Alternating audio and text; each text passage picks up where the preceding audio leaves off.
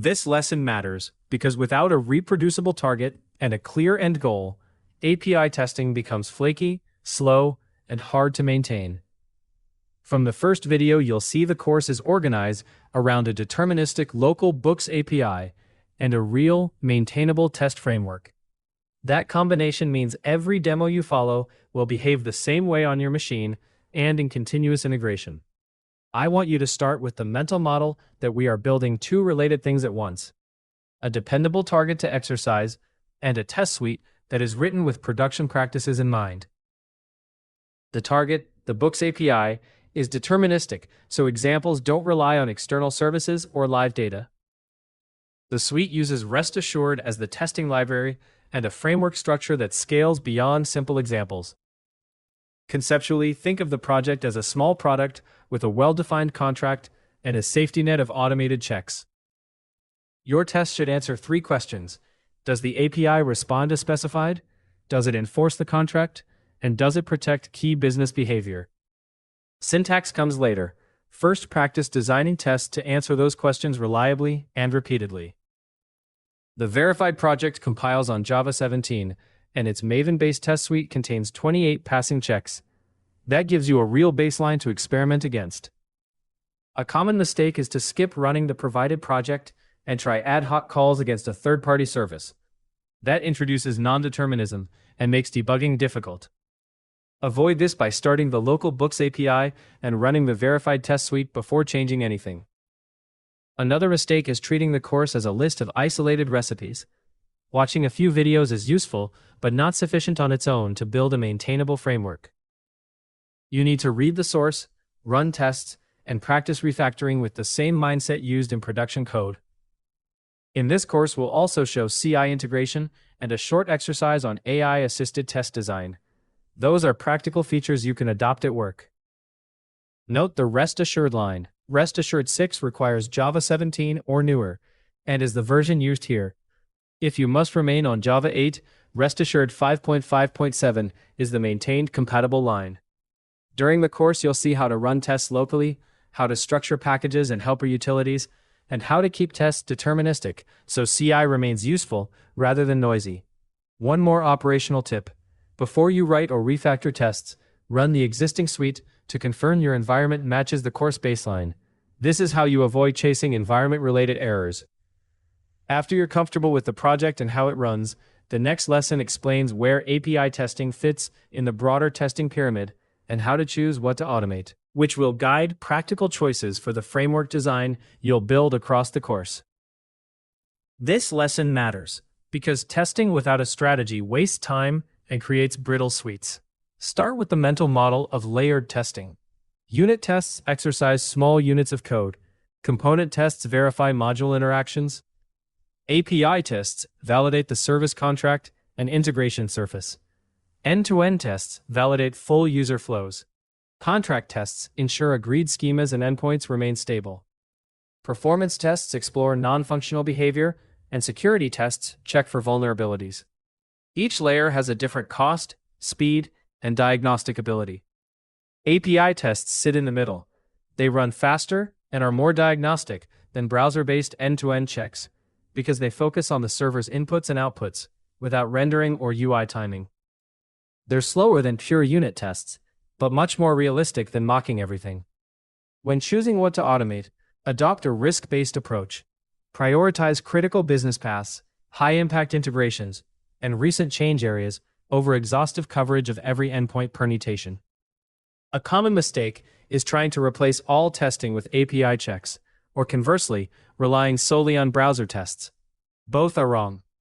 API tests are not sufficient on their own to validate user experience or UI-specific behavior, and they don't substitute for focused performance or security testing.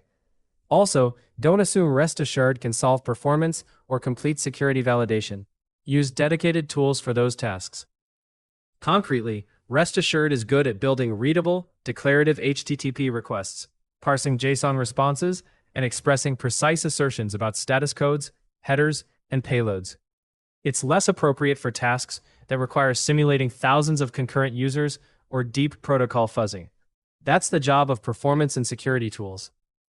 When structuring your test suite for a production environment, Group tests by speed or scope, so CI pipelines can run quick checks on every commit and longer integration suites on scheduled runs. A common practical mistake is mixing long-running integration tests with fast checks in the same quick CI gate.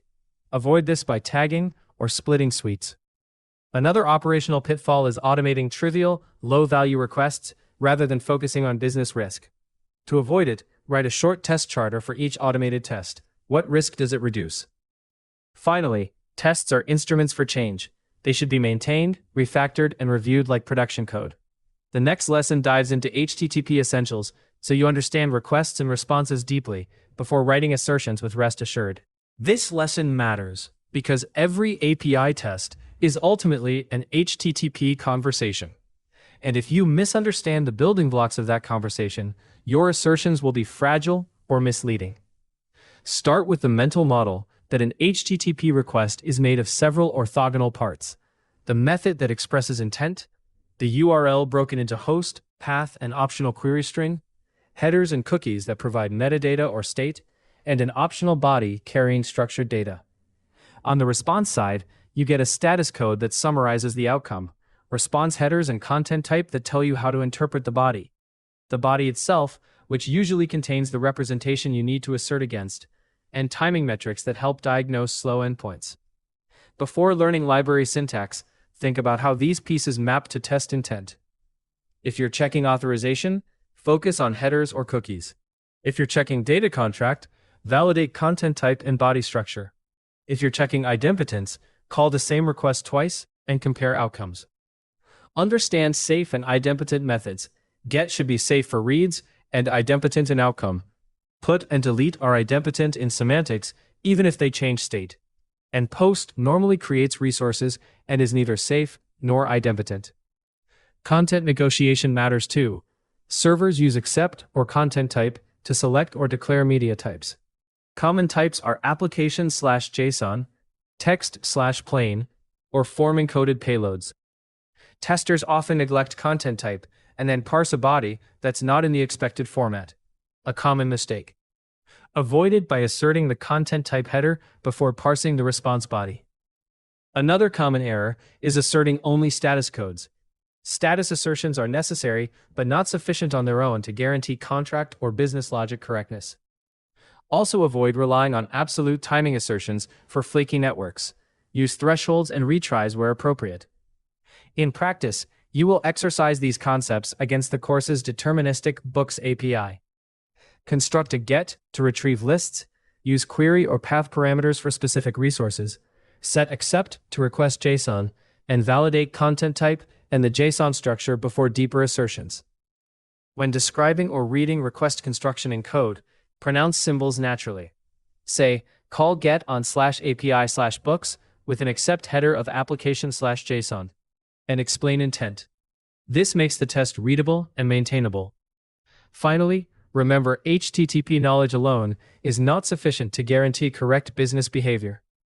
Combine protocol checks with schema and business assertions.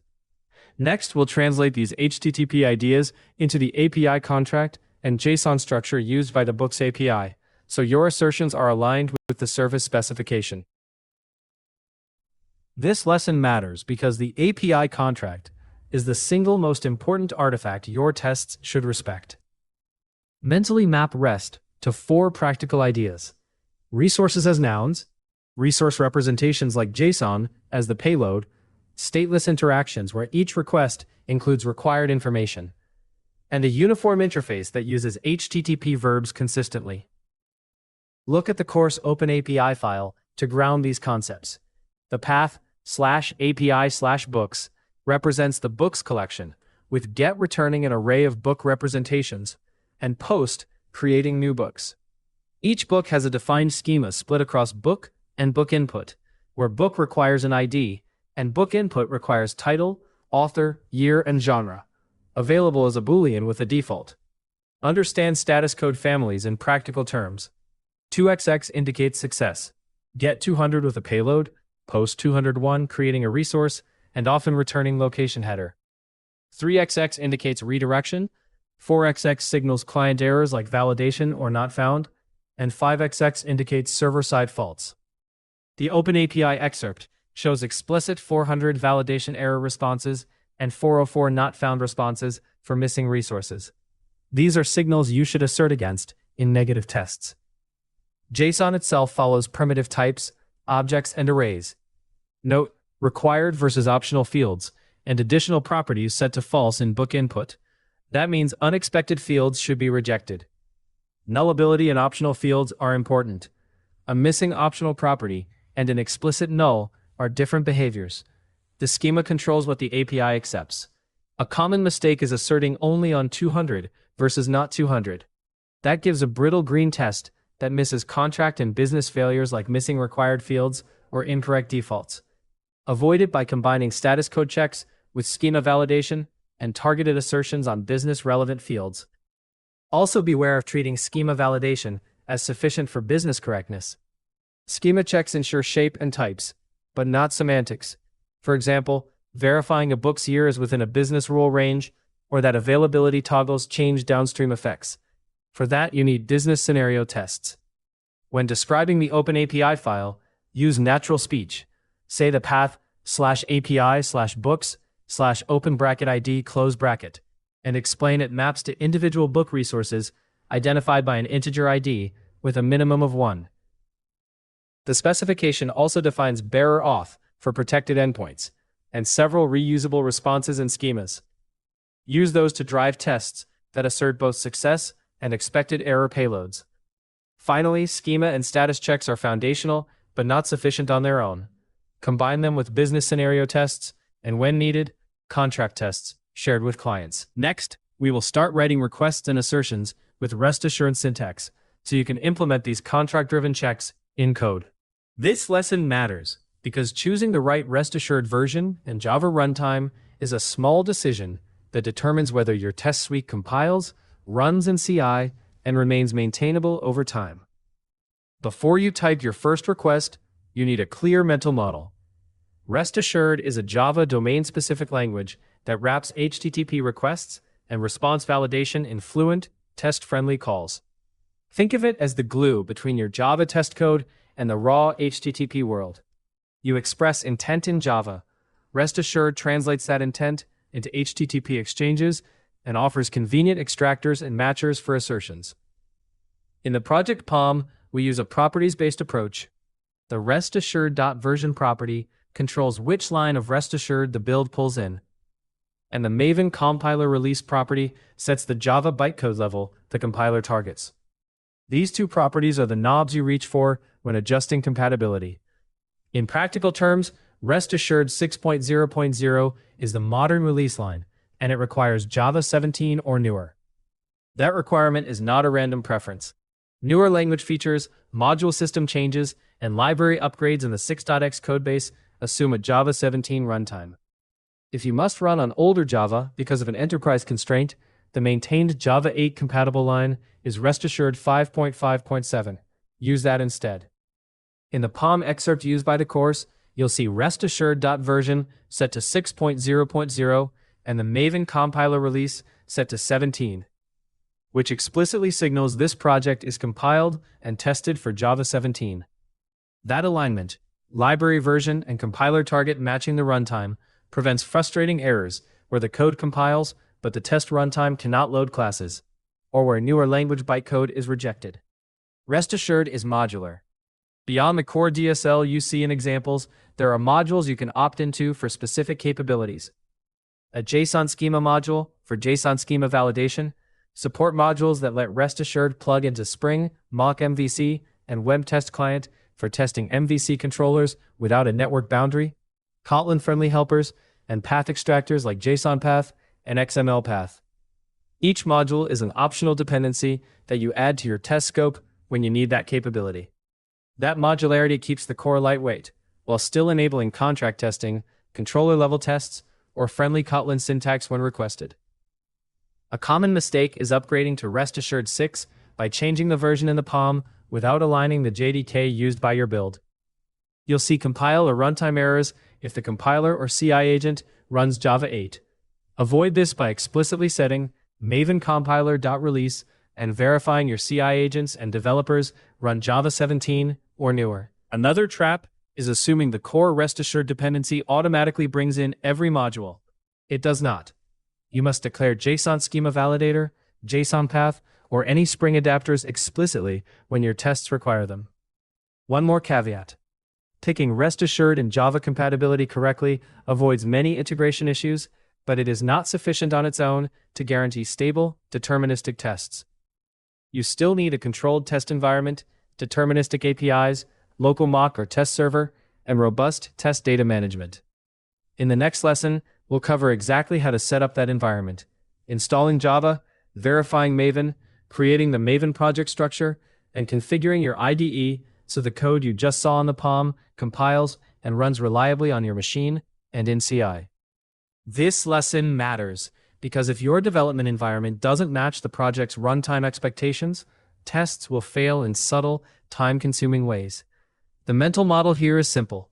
There are 3 distinct layers to verify: your JDK, your build tool, and your editor. The JDK provides the runtime and compiles source code. Maven resolves dependencies and runs tests via plugins. And the IDE provides convenience, but must not be the only way to run tests. In this course, we use Java 17 or 21 for development. The project POM explicitly targets Java 17 with Maven.compiler release set to 17. That means your terminal and CI agents should be able to run Java 17 or newer, or the build will break. Start by verifying the runtime and build tool from the terminal, not just from your IDE. In a shell, run java-version to confirm the Java runtime, and mvn-v to confirm Maven and which JDK Maven will use. These 2 commands are the single most reliable checks. They tell you what the command line build will do in CI. If java-version shows a different runtime than your IDE, you must update Java Home or configure your IDE to match the command line JDK. Use Java 17 or 21 for this course. Both are supported during development, but keep it consistent across team machines and CI agents. Create a Maven project by either invoking mvn archetype or by importing the repository into your IDE. The important mental model is the Maven standard directory layout: src main for production code and src test for test code, with test resources under src test resources. Keep your test code under src test-java so the Maven Surefire plugin discovers it automatically. The POM in this project already configures dependencies and the Surefire plugin, which will run tests without any IDE-specific configuration. That decoupling is intentional. Your tests should run from the command line and CI as first-class citizens, not rely on an IDE's test runner. A common mistake developers make is only running tests inside an IDE and not on the command line. That hides mismatches in JDK versions or missing configuration that surfaces in CI. Avoid it by running mvn test from the terminal after importing the project. Another frequent error is setting Java Home but forgetting to restart the terminal or IDE, which leaves the process using an older JDK. Fix that by closing and reopening shells or reloading the IDE after changes to environment variables. Installing IntelliJ IDEA, VS Code, or Eclipse is a personal choice. Use what makes you productive, but configure the IDE to use the same JDK as the command line. Do not hardcode test runners or paths that only work in one editor.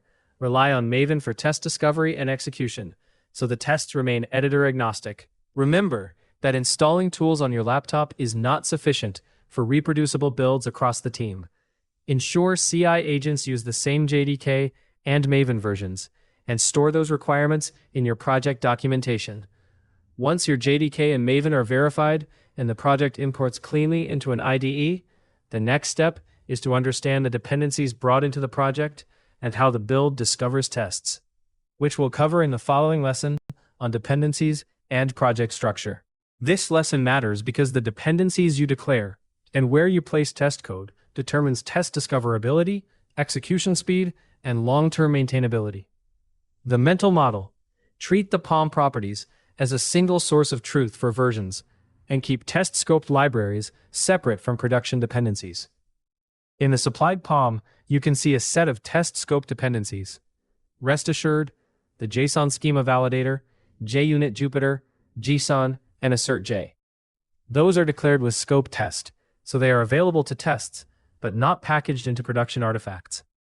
Using properties like restassured.version, JUnit.version, JSON.version, and assertj.version keeps versions centralized and easy to upgrade without hunting through many dependency tags. Why test scope matters? Marking restassured and JSON Schema Validator as test scoped tells Maven these libraries are for testing only. That reduces the size of production artifacts and prevents accidental use of test-only APIs in production code. The POM's JSON Schema Validator dependency demonstrates how you opt into specific modules. The core restassured dependency does not automatically enable JSON Schema validation. When you need a capability, JSON schema checks, XML path parsing, or Spring MockMvc support, add the corresponding module explicitly to your test dependencies. Surefire test discovery is covered by the Maven Surefire plugin in the POM. The Surefire configuration disables module path usage and parallel JUnit execution by default in this project, which simplifies debugging and ensures determinist ordering in this project. The key mental model is that Maven, not the IDE, should be the primary source of truth for versions and checks for modules. That reduces the size of production artifacts and prevents automatically use of test-only operating APIs. You still need integration tests against staging environments and contract tests where appropriate. With dependencies declared and the project structure understood, the natural next step is to write and run your first rest-assured test and see the given-when-then flow in action. This lesson matters because writing and running a first test turns abstract concepts into concrete feedback. You'll see a request go out, a response returned, and assertions evaluated. The mental model I want you to hold is mapping given when then to arrange act assert. Given prepares the request, headers authentication or a request specification. When performs the HTTP action, get, post, put, and then asserts expectations on the response. Rest assured is intentionally readable when you use static imports. The DSL reads almost like English, which helps tests document intent. Open the example test file under src/test/, and you see the first test shows the core flow. In words, you call given and set the accept header to application/JSON. Then you call when and perform a get to the /health endpoint. Then you call then to assert the response status code is 200, the content type is application/JSON, a custom header xCourse API equals the expected value, and that the JSON body contains a status field equal to up and a timestamp field that is present. This is pure arrange act assert, expressed as given when then. The second test demonstrates using a predefined request spec, named JSON request, and a predefined response spec, success response, to avoid repeating headers and common assertions. The mental model for specs is dry. Extract repetitive setup into reusable objects, so individual tests stay focused on what changes. The file also shows a different style, capturing a response object directly using restassured.get and then making imperative assertions with assertj. That approach is useful for exploratory debugging or when you need to perform multi-step programmatic checks on the response. Use the fluent given when then for most tests, and the imperative response capture when you need imperative control or to inspect intermediate values for debug output. A common mistake is forgetting static imports for the given and matcher methods, which makes tests verbose and harder to read. Fix that by adding the static import for io.restassured.restassured.given and the hamcrest matchers you use. Another frequent error is asserting content type with a mismatched string. Prefer consistent representations like application/JSON and verify both the status code and content type when appropriate. Also, do not rely solely on these functional assertions for complete coverage. They validate behavior, but are not a substitute for load testing or comprehensive security testing. To run this test, you can either use your IDE test runner or Maven. From the terminal, run mvn-dtest.com.course.api.tests.health check shows the core given when then flow test. To run a single method, or mvn-dtest.com.course.api.tests.basicstest to run the class, or simply mvn test to run the full suite. Running both single tests and the whole suite frequently helps you iterate quickly and then validate integration across tests. Once you can write and run these basic tests and understand static imports and specs, we'll move on to more advanced assertions and JSON schema validation. You care about this lesson because logging is where slow debugging turns into fast fixes. When a test fails in CI or on your machine, the first question is almost always, what did the client actually send, and what did the server return? If you can answer that quickly and safely, you shorten the feedback loop and reduce the time you spend guessing. Start with a simple mental model. Tests are conversation transcripts between your test client and the API. The transcript has two parts: the request you produce and the response the server returns. Good logging records just enough of that transcript to know which side is wrong. Too little logging and you waste time recreating the scenario. Too much logging and you risk flooding CI output with noise and leaking sensitive data. The verified base API test shows two concrete controls baked into the suite. First, rest assured enable logging of request and response if validation fails. Tells rest assured to capture and print request and response details only when an assertion fails. That means your passing tests stay quiet, failures give you context. Second, the request spec builder used to build JSON request intentionally logs only the HTTP method with .log, log detail method. That config gives you a low noise baseline during every request, and more detail only when a validation failure triggers the conditional logger. When I describe the code, think of the intent, not every symbol. Calling rest assured enable logging of request and response if validation fails registers a global behavior. Save detailed request and response info for failing tests. The request spec builder called .log with log detail method configures the spec to show which HTTP method was used by default, rather than headers or body content. A common mistake is turning on verbose request or response logging by default in CI. For example, logging headers and full bodies for every test run. That floods logs and can also reveal authorization headers or cookie values. To avoid that, prefer the conditional logging enabled in the base API test, and avoid using log detail headers or log detail body in shared specs.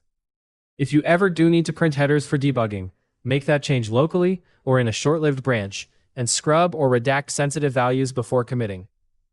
Another frequent error is reading assertion failures from the wrong end. Read the stack or failure summary from the outside in.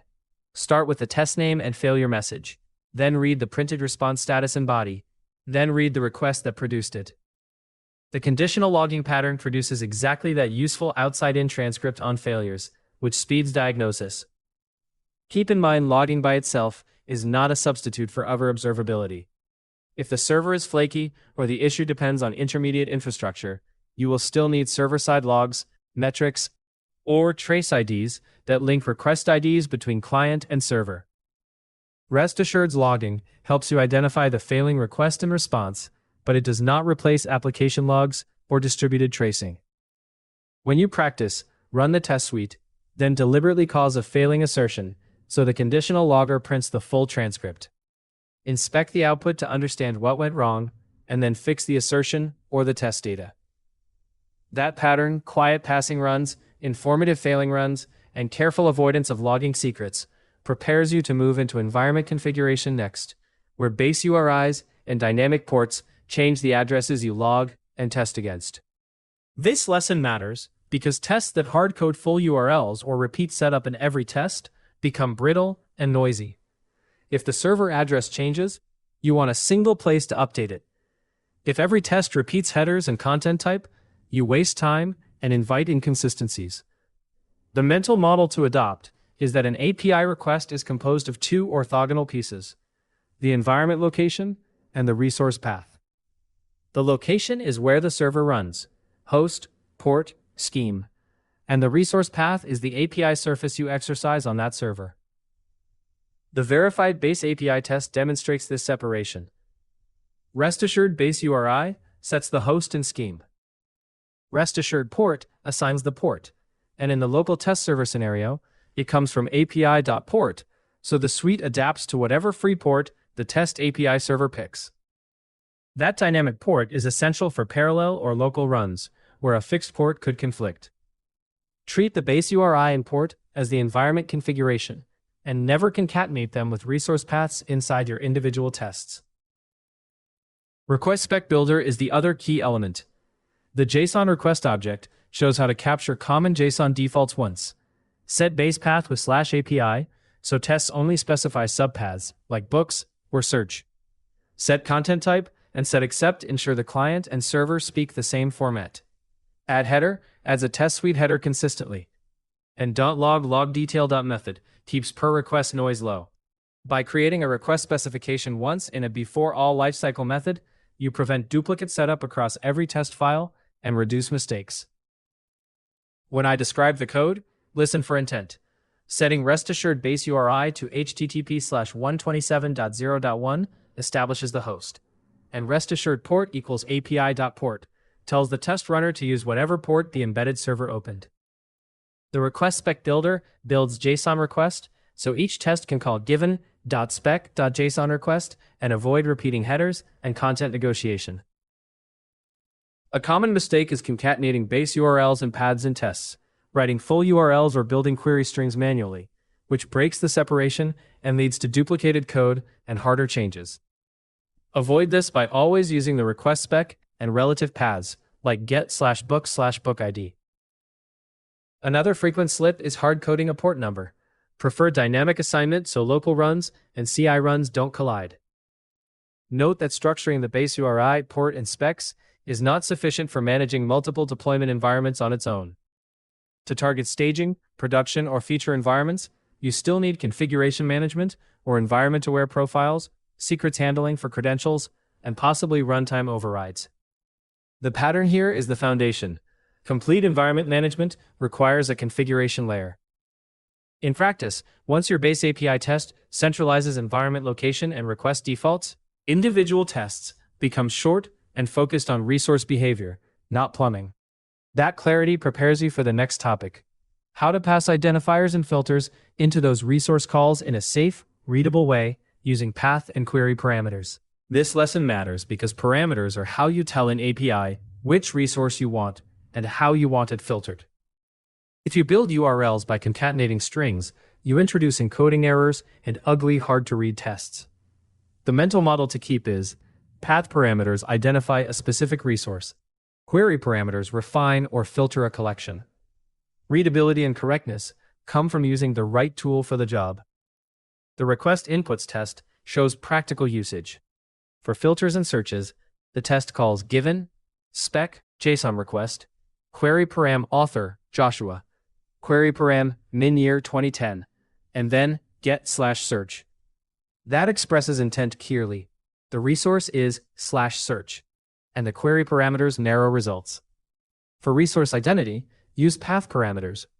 Given, spec, JSON request, path param, book ID, 1, followed by get books/bookid, gives a readable URL, and lets rest assured safely substitute and encode the value into the path. When I describe the code, focus on purpose. Query param adds a key and value to the request's query string. Path param binds a name to a value, used in a templated path. Rest assured handles encoding for you, so you do not have to escape spaces or special characters manually. That reduces a whole class of bugs. A common mistake is concatenating parameters into the URL string yourself, like building /search 'author plus value. That leads to mistakes with encoding and duplicate question marks or ampersands. Another mistake is asserting only the status code and assuming the parameters worked. Instead, assert the effect of the parameters on the response body. The provided search test checks that the result has size 1, and that the returned book title and year match expectations. That proves the filtering actually changed the return set, not merely the response code. Be aware this technique also has limits. Query and path parameter handling in rest assured is great for common REST patterns. But complex server-side query languages or multi-parameter semantics sometimes need deeper contract checks or server-side verification. For example, proving sorting or multi-field filtering works correctly may require multiple assertions or comparing full response sets rather than single checks. When you run these tests, prefer named path templates like /books, bookid for clarity, and let rest assured substitute types like integers or strings. For queries, use query param repeatedly, rather than trying to build the whole string. Doing so keeps tests readable and safe. and it flows naturally into the next topic, where you will intentionally control accept and content type, send custom headers, and capture cookies. All inputs that combine with path and query parameters to shape API behavior. You need this lesson because accept, content type, custom headers, and cookies are how clients and servers agree on format and state. If you don't set them intentionally, the server may return a different media type or create a new session unexpectedly. The mental model to use is headers negotiate format and provide context. Cookies carry session state. The request body format must match content type. Choose the right input mechanism for the shape of data. JSON bodies for structured APIs, form parameters for HTML form endpoints, and Multipart for file uploads. The suite's JSON request shows content negotiation in practice. Set content type JSON, and set accept content type JSON make the client say what it sends and what it expects back. The request inputs test demonstrates cookies. The capture and reuse cookies test calls get:/cookies, extracts a cookie named course session from the response, then builds a new cookie and sends it back in a follow-up request. That flow shows how to capture server-set cookies and reuse them to exercise session-dependent behavior. When I describe the code, note the intent. Set content type tells the server the body format you're sending. Set accept tells the server which response format you prefer. The cookie example uses .extract cookie course session to pull the session value from the response, and then new cookie body course session build to attach it to a subsequent request. A common mistake is assuming an endpoint will return JSON without explicitly setting accept. That can cause a 406 not acceptable, or lead the server to return HTML or plain text, breaking JSON assertions. Avoid this by setting accept and content type intentionally in your shared request spec. Another frequent error is reusing raw cookie strings and logs. Capture cookies into variables and avoid printing them in CI logs. Also know when a technique is not sufficient. Cookies are fine for simple session flows and tests, but for complex authentication with tokens, refresh flows, or CSRF protections, you'll need dedicated token handling, credential storage, and sometimes an authentication helper class. Similarly, choosing between form param, multipart, or JSON depends on the endpoint contract. Use form param for application/xww form underloaded, multipart for file uploads, and JSON for structured API payloads. In practice, build common header collections into JSON request so tests don't repeat accept and content type. Use the cookie extraction pattern to test login, session reuse, and stateful endpoints. Doing this consistently reduces flakiness and clarifies intent in each test. With headers, cookies, and body formats under control, you're ready to compose inputs with parameters and assertions to validate real application behaviors in the rest of the suite. This lesson matters because CRUD operations are the fundamental language of most REST APIs. Creating a resource, reading it back, fully replacing it, patching a small field, and finally deleting it. Each step has different semantics and different failure modes. Before we talk syntax, form the mental model. Treat each HTTP method as an intent, not just a line of code. Post is intent to create, and usually returns 201 with a location header and a server-generated identifier. Get is intent to read the current state. Put is intent to fully replace a resource. The result should reflect the entire new representation. Patch is intent to partially update. It should change only the specified fields. Delete is intent to remove the resource, and commonly returns 204, no content. In tests, you must assert both the API response and the system state after the mutation. A successful 200 or 201 alone isn't enough to prove the system mutated correctly. Now, look at how that mental model maps to the code in the project. The test creates a book object and posts it to /books. Notice the test expects status code 201, checks the location header equals /API books/4, and then extracts the path ID. In speech, I describe that as send a post to the books endpoint with a JSON body, expect created, assert the location header points to the new resource, and pull the ID value from the JSON response. That ID is reused as a path parameter for the subsequent get. so the test reads back the resource to assert the author field. Next, the test constructs a replacement book and sends a put to the same ID. The expectation is a 200, and the title should be updated to the replacement value. Then, a patch call with a small map flips the available flag. Again, the test asserts 200, and that the available property is now false. Finally, the delete returns 204, and a final get confirms the resource is gone, with a 404 and a business error code of book not found. A common mistake is to hardcode IDs or to assume the location header will always contain the same numeric ID. In the sample test, the location header is asserted against a concrete string. That is fine in a controlled test DB, but in shared environments you should extract the ID dynamically from the response and avoid brittle fixed ID assertions.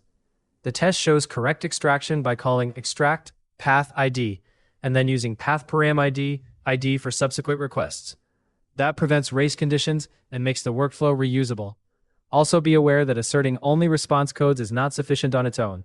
You must verify state after the mutation by reading the resource back or by other means. Likewise, these CRUD tests are not a substitute for broader integration, performance, or security testing. They verify API behavior and state transitions, but they don't guarantee data integrity in a separate data store or cover non-API side effects. As you practice this workflow in the verified project, you will see the pattern of create, extract ID, read, put, patch, delete, and verify absent state repeated. That pattern is the backbone of production-minded API frameworks and leads directly into writing robust assertions and extraction logic, which is the next skill we will cover. This lesson matters because assertions tell you what went wrong and where. Before we jump into the specifics, form a layered mental model. Start with transport-level checks like status codes and response time. Then validate protocol-level items such as content type and cache headers. Then assert contract-level keys and types in the JSON body. Finally, apply business-level assertions that express domain rules. Organizing checks in layers clarifies failures and makes tests easier to maintain. Look at the project example to see these layers in practice. The first test calls get on books/1 and asserts the status code using a composite matcher. It expects a value greater than 199 and equal to 200, in plain speech. Confirm the server responded successfully and specifically returned 200 OK. Then the test checks the content type header contains application JSON, which is a protocol assertion that the payload format is correct. Next, it verifies that the root JSON contains the title key, a contract assertion that the response shape includes that field, and then checks the genre equals software, which is a business assertion about the domain. Finally, it asserts the response time is less than 2000 milliseconds. Treat this as a budget, not a load test. The second test demonstrates extraction combined with assertions. It gets the books collection and asserts that title contains a known item and that every year in the list is greater than 2000. Then it extracts the entire response and uses JsonPath to collect titles of available books via a findAll expression, asserting with AssertJ that the list contains exactly clean code and effective Java. Describe that in speech as fetch the collection, assert a few contract and business properties inline, then pull the JSON payload into a JsonPath object and run domain-specific queries on it for more complex assertions. A common mistake is to mix unrelated checks in a single assertion, so failures are ambiguous. For example, relying only on status code to indicate success without checking content type or body keys. You will end up debugging whether the server returned HTML error pages, a JSON error object, or a service-level failure.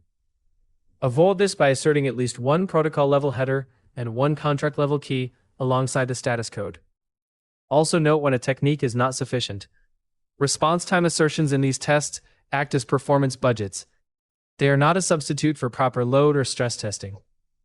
Similarly, hamcrest equality and range matchers are excellent for expressing expectations, but don't replace end-to-end validations that require database checks or external system verification. Understanding these layered assertions prepares you to write clearer, more maintainable, more actionable tests, and to extract structured data for richer domain checks. Next, we'll practice combining assertions with extraction patterns to drive more meaningful business validations. This lesson matters because assertions are where tests become useful to the business. They translate a raw JSON response into a yes or no about behavior. If your assertions are either too strict or too vague, you either get a brittle suite that breaks on harmless changes or a set of tests that miss regressions. We will build a mental model for when to use exact JSON body matchers and when to use flexible expressions that tolerate expected churn. Start with the mental model. Think of assertions as two orthogonal decisions: shape and intent. Shape is structural. Does the response have the keys and arrays we expect? Intent is business meaning. Does the content reflect the right state? For example, asserting that the root object contains a key called title checks shape. Asserting that genre equals software checks intent against a contract. Rest assured's body matchers let you express both in one fluent chain, combining hamcrest matchers like hasKey, hasItem, everyItem, all of, and contain string to describe both shape and intent in human-readable predicates. Before we look at syntax, imagine a specific example from the course project. A get on book/1 should return a JSON object with a title and genre software, and it should be fast. The test in the project composes those checks. The request spec is applied, we get book/1, and then we assert that the status code is exactly 200, while also using all of and greater than to show other acceptable outcomes. We assert the content type header contains application/JSON, we assert the JSON root has a title key, and we assert the genre equals software. Finally, time is asserted to be less than 2000 milliseconds. Now the mental model meets syntax. Use hasKey to assert presence of a JSON property at the root. Equal to for strict equality when the business contract requires it. Contain string when you only care that a header includes a substring. hasItem when checking that an array contains a specific entry, and everyItem for a predicate that must hold for every member of a collection. Use all of to combine multiple matchers for a single assertion when you want to express compound constraints on a single value. A common mistake is asserting volatile fields too strictly, like testing exact timestamps or IDs that the service can legitimately change. That makes your suite noisy. Avoid this by choosing flexible matchers for volatile fields or moving those checks into extraction and targeted assertions if the business requires it. Also avoid relying only on a single matcher. For example, checking just that a title appears somewhere in an array is fine, but it's not sufficient on its own when you need to guarantee order or exact composition. Write failure messages in assertion structure so that when a test fails, the intent is obvious. Rather than an opaque equality mismatch, structure your test and Java-side assertions to say, expected list of available titles to contain clean code and effective Java. This phrasing maps directly to the business requirement and helps triage. Finally, know when body matchers are not sufficient on their own. Complex business rules or cross-field invariants often read better when you extract JSON and assert in Java. That leads us directly to the next lesson, where we extract JSON with JsonPath and GPath, move complex predicates into Java for clarity, and avoid brittle index-based assertions. This lesson matters because some business rules can't be expressed cleanly with inline body matchers. You need to extract values, filter collections, and run assertions in Java where you have clearer control over intent and error reporting. Extraction is the bridge from declarative matching to imperative business logic. The mental model: treat the JSON response as a navigable object graph that you can query. Use JsonPath and GPath to select nodes and then decide where to assert. Small, local checks are often fine with rest-assured body matchers. Complex, multi-field, or ordered assertions belong in Java after extraction. Think of extraction as serialization from textual JSON into typed Java values that you then assert using assertion libraries for clearer failure messages. Look at the project's Extract Collections with JsonPath and Apply Business Assertions test to see this model in action. The test issues a get on books, makes a couple of concise body assertions. The title act has admin_struct using a title in Shata. This practice makes CI logs actionable and keeps the test suite maintainable. Next, we'll apply these extraction techniques to build resilient, readable assertions inside the framework, and avoid brittle practices like index-only checks while preparing to parameterize tests and reuse extracted values across scenarios. This lesson matters because many real-world APIs still return XML, and the way you navigate XML determines how robust and maintainable your tests are. If you treat XML like plain text, you'll create fragile string checks. Instead, build a mental model where the response becomes a parsed tree. Elements are nodes you can descend into, attributes are properties on those nodes, and collections are lists you can query with GPath-style expressions. Once you see the XML as a navigable object graph, choosing assertions becomes straightforward. You assert nodes, attributes, sizes, and derived selections rather than slicing strings. In the verified project, you can see this approach in practice. The test requests application/XML by setting accept to application/XML, and then asserts the structure using body calls. Think of the body method as a bridge. On the left, you provide an expression that navigates the parsed XML tree, and on the right, you provide a matcher for the expected value. For example, you can call catalog.book.size parentheses to get the number of book elements underneath the catalog element, and then assert equal to 2. That expresses intent clearly. I expect 2 book elements under catalog.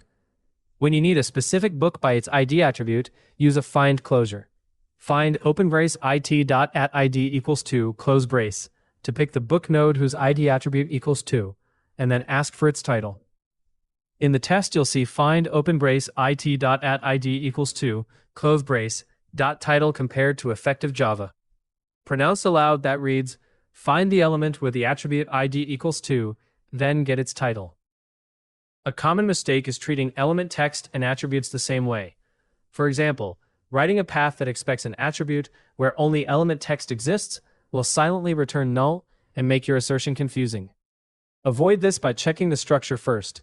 Assert the collection size or assert that the node exists. Then assert the attribute or content. Another frequent issue is forgetting to set accept to application/XML. The server may return JSON or a default content type, and your XPath style expressions will not apply. The verified test shows the accept header explicitly, which makes the intent clear and avoids type mismatches. Namespaces and schema validation are necessary in many production APIs. Namespaces change how you address nodes. You often have to register the namespace prefix or use local name expressions. Schema validation gives you a higher confidence check than XPath assertions alone by validating the entire document against an XSD. It's something you add to your suite when structural compliance matters. Note that basic XML path assertions are powerful, but they are not sufficient on their own for guaranteeing contract compliance. Use schema validation or contract tests when you need strict guarantees about element types and required fields. As you explore the code in SRC test, Java, COM, course API tests, 07, Multipart XML and timing test.java. Watch how assertions express structure and intent, rather than line-oriented matching. That clarity makes tests easier to maintain. And next, you'll learn how to capture and inspect whole responses imperatively to support richer diagnostic output and more flexible assertions. This lesson matters because fluent given-when-then assertions are great for common checks. But when a failure happens, you often need a controlled way to inspect the raw response and run richer checks. The mental model I want you to carry is this. Fluent assertions are your first-line declarative checks for expected behavior. Capturing a response is an investigative tool you use when you need to navigate data imperatively or apply more expressive assertions from libraries like AssertJ. In the verified project, you see both styles. The basics test class demonstrates the fluent style. Set accept to application/JSON, invoke the health endpoint, then chain status code, content type, header, and body assertions. That path is compact and expressive. The class also includes an example where the test captures a response imperatively. Response equals restassured.get/API/books/2. Read that as make a simple GET request and hand back the response object.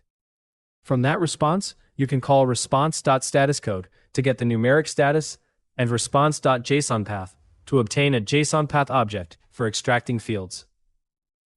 The test then uses AssertJ to assert those values, for example, asserting the status code equals 2 and that the author field equals Joshua Block. Use this imperative approach when you need richer collection assertions or when you want to print focused diagnostics only on failure. For example, JsonPath gives you methods to extract lists and maps that you can pass into AssertJ's fluid collection assertions. AssertJ reads naturally in failure messages and helps you keep a single reason for failure per assertion group. That last point is important. Tests are easier to debug when each assertion group has one clear responsibility. A common mistake is bundling many unrelated checks into a single test and then logging the entire response on failure. This floods the log and makes the root cause hard to find. Avoid this by group assertions logically and printing only the minimal response snippet you need. For instance, print the failing JSON node rather than the whole body. Another mistake is relying on verbose printing in every test. Printing the entire response all the time slows runs and obscures real failures. Instead, prefer conditional diagnostics. Capture the response, run your assertions, and on failure log the relevant parts. Note that capturing a response and performing imperative assertions is not a replacement for readable, declarative fluent assertions. Both styles complement each other. Fluent assertions are better for short, expressive checks and for integrating with test reports. Imperative response inspection is better for complex transformations, custom parsing, and advanced collection checks. OpenSRC Test Java COM Course API Tests 01 Basics Test.java to see examples of both. Practice extracting JsonPath from a response and using AssertJ collection assertions to get clearer failure messages. After you're comfortable with focused diagnostics and response extraction, you'll be ready to structure these checks inside your test framework and reuse them across suites for consistent reporting and troubleshooting. This lesson matters because when you send real requests to an API, the objects you hand to the client determine whether the server receives a clear, predictable payload. Poorly modeled request bodies cause flaky tests, ambiguous failures, and hidden bugs in the API under test. Serialization to a POJO is not sufficient on its own to prove a contract. POJO serialization ensures the request body looks correct from the client side, but it doesn't validate server-side contract stability. Combine POJO-based tests with response-side validations, such as schema checks or explicit assertions about return data. In the next lesson, we will flip the direction. You will deserialize responses into typed POJOs and handle collections and generics, including the type-ref pattern used in the tests, to safely map lists of book instances back into Java types. This lesson matters because tests often need to inspect server responses as structured Java objects, rather than raw JSON strings. Mapping responses into POJOs makes assertions clearer, enables reuse of equality and behavior checks, and integrates responses cleanly into further test logic. But deserializing collections and generics introduces subtlety. Java's type erasure prevents the runtime from knowing the element type unless you help it, so you need a pattern to preserve generic types when extracting responses. The mental model: when the server returns JSON, the mapper must know both the structure and the element type to build the right Java objects. For a single book, you can extract as book.class. For a list of book, you need a type-ref that carries the generic information at runtime. Think of type-ref as a typed wrapper you hand to rest assured so it can reconstruct list of book with the correct element class.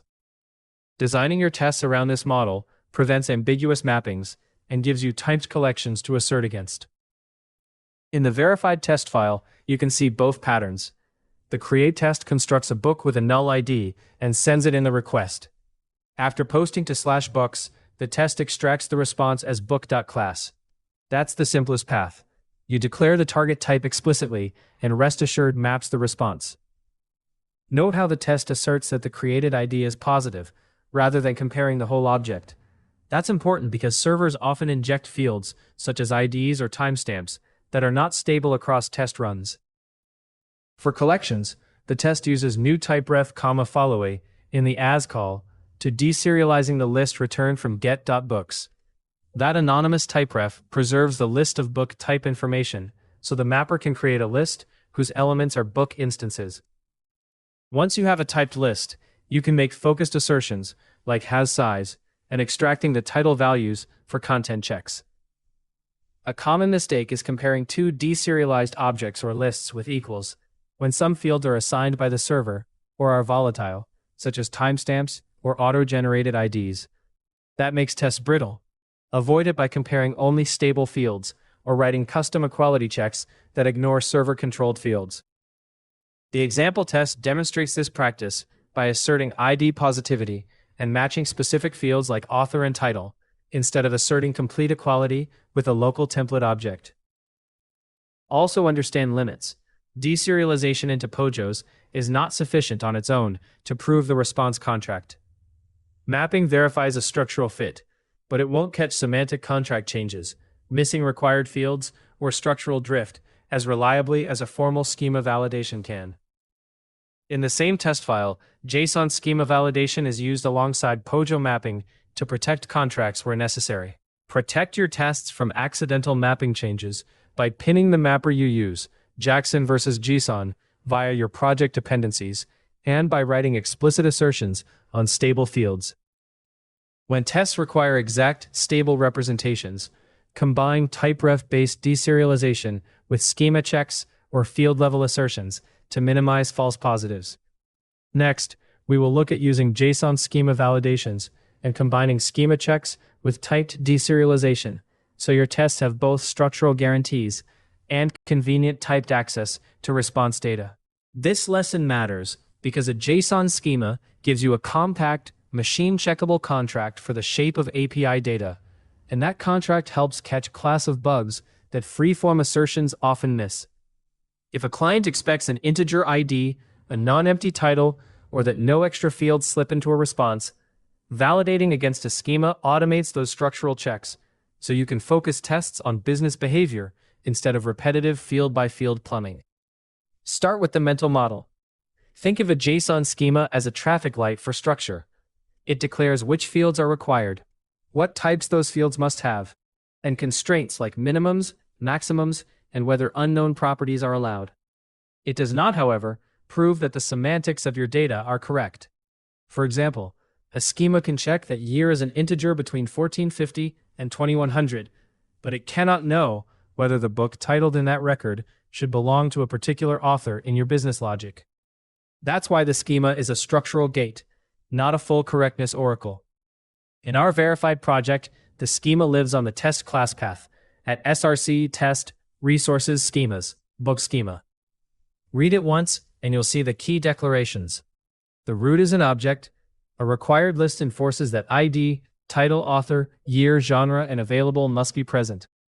And additional properties is set to false, so any extra fields will be rejected. Each property has its own rules. ID is an integer with a minimum of 1. Title and author are non-empty strings.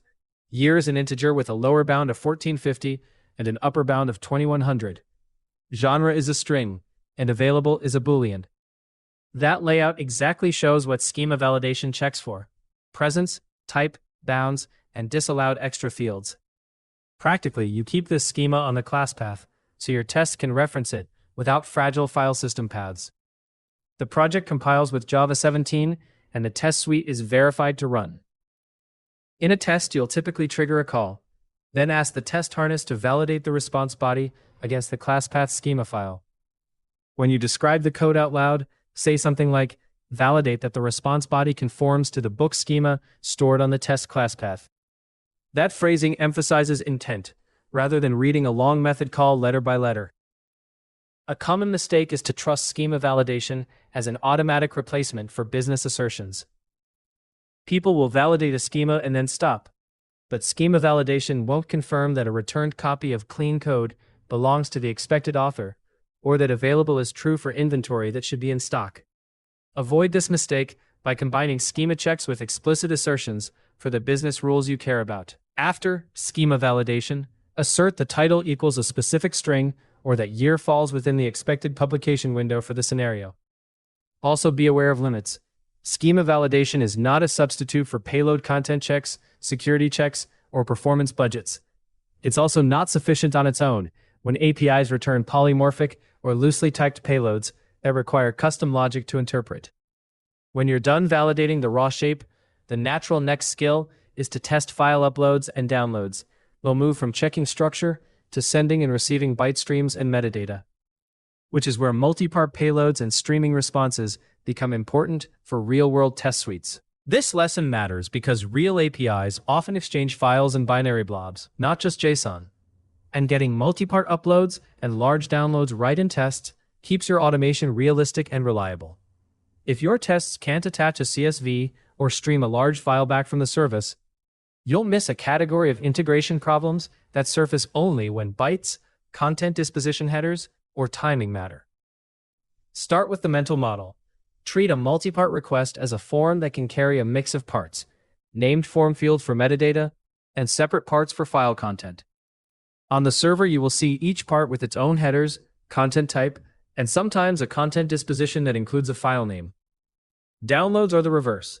The response might carry a content disposition header, MIME type, metadata in headers, and a byte stream that could be small or arbitrarily large.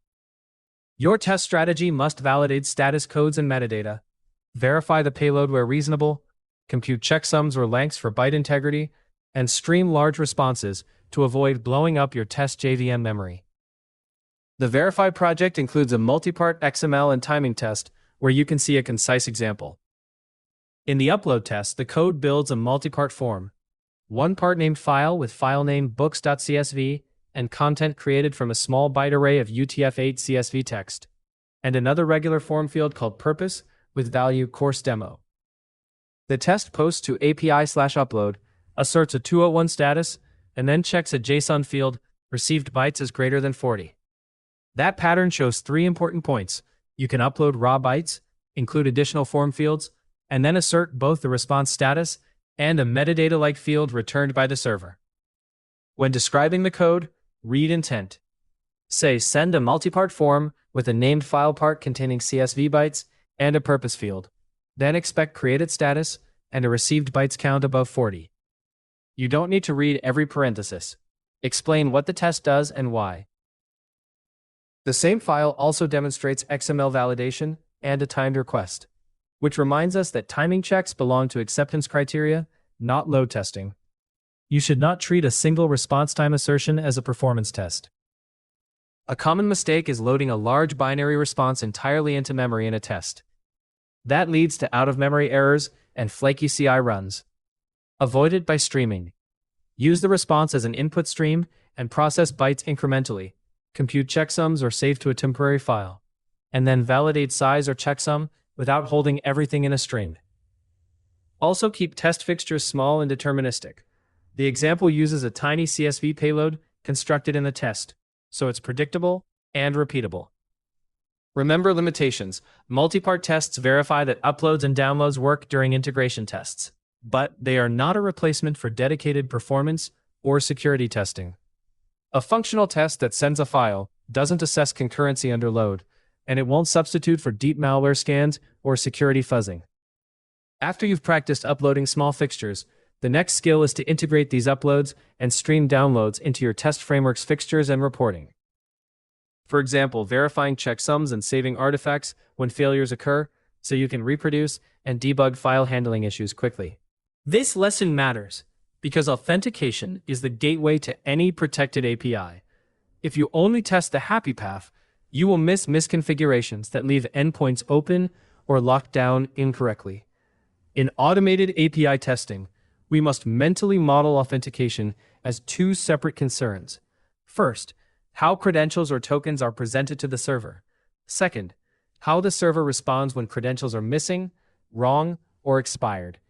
That mental model guides both the syntax you use in rest assured and the assertions you write in tests. Before we change any code, imagine the interaction as a short conversation. The client presents an identity token or credentials. The server either accepts it immediately or issues a challenge, and then the protected resource is returned or a useful error is returned. For basic authentication, that conversation has 2 common flows. In a challenged flow, the server first responds with a 401 challenge, and the client resends credentials. In a preemptive flow, the client sends credentials with the initial request to avoid the extra round trip. The test in the course project shows the preemptive pattern. Start with the request specification. Attach auth preemptive basic with username student and password course123. Call get on /auth/basic.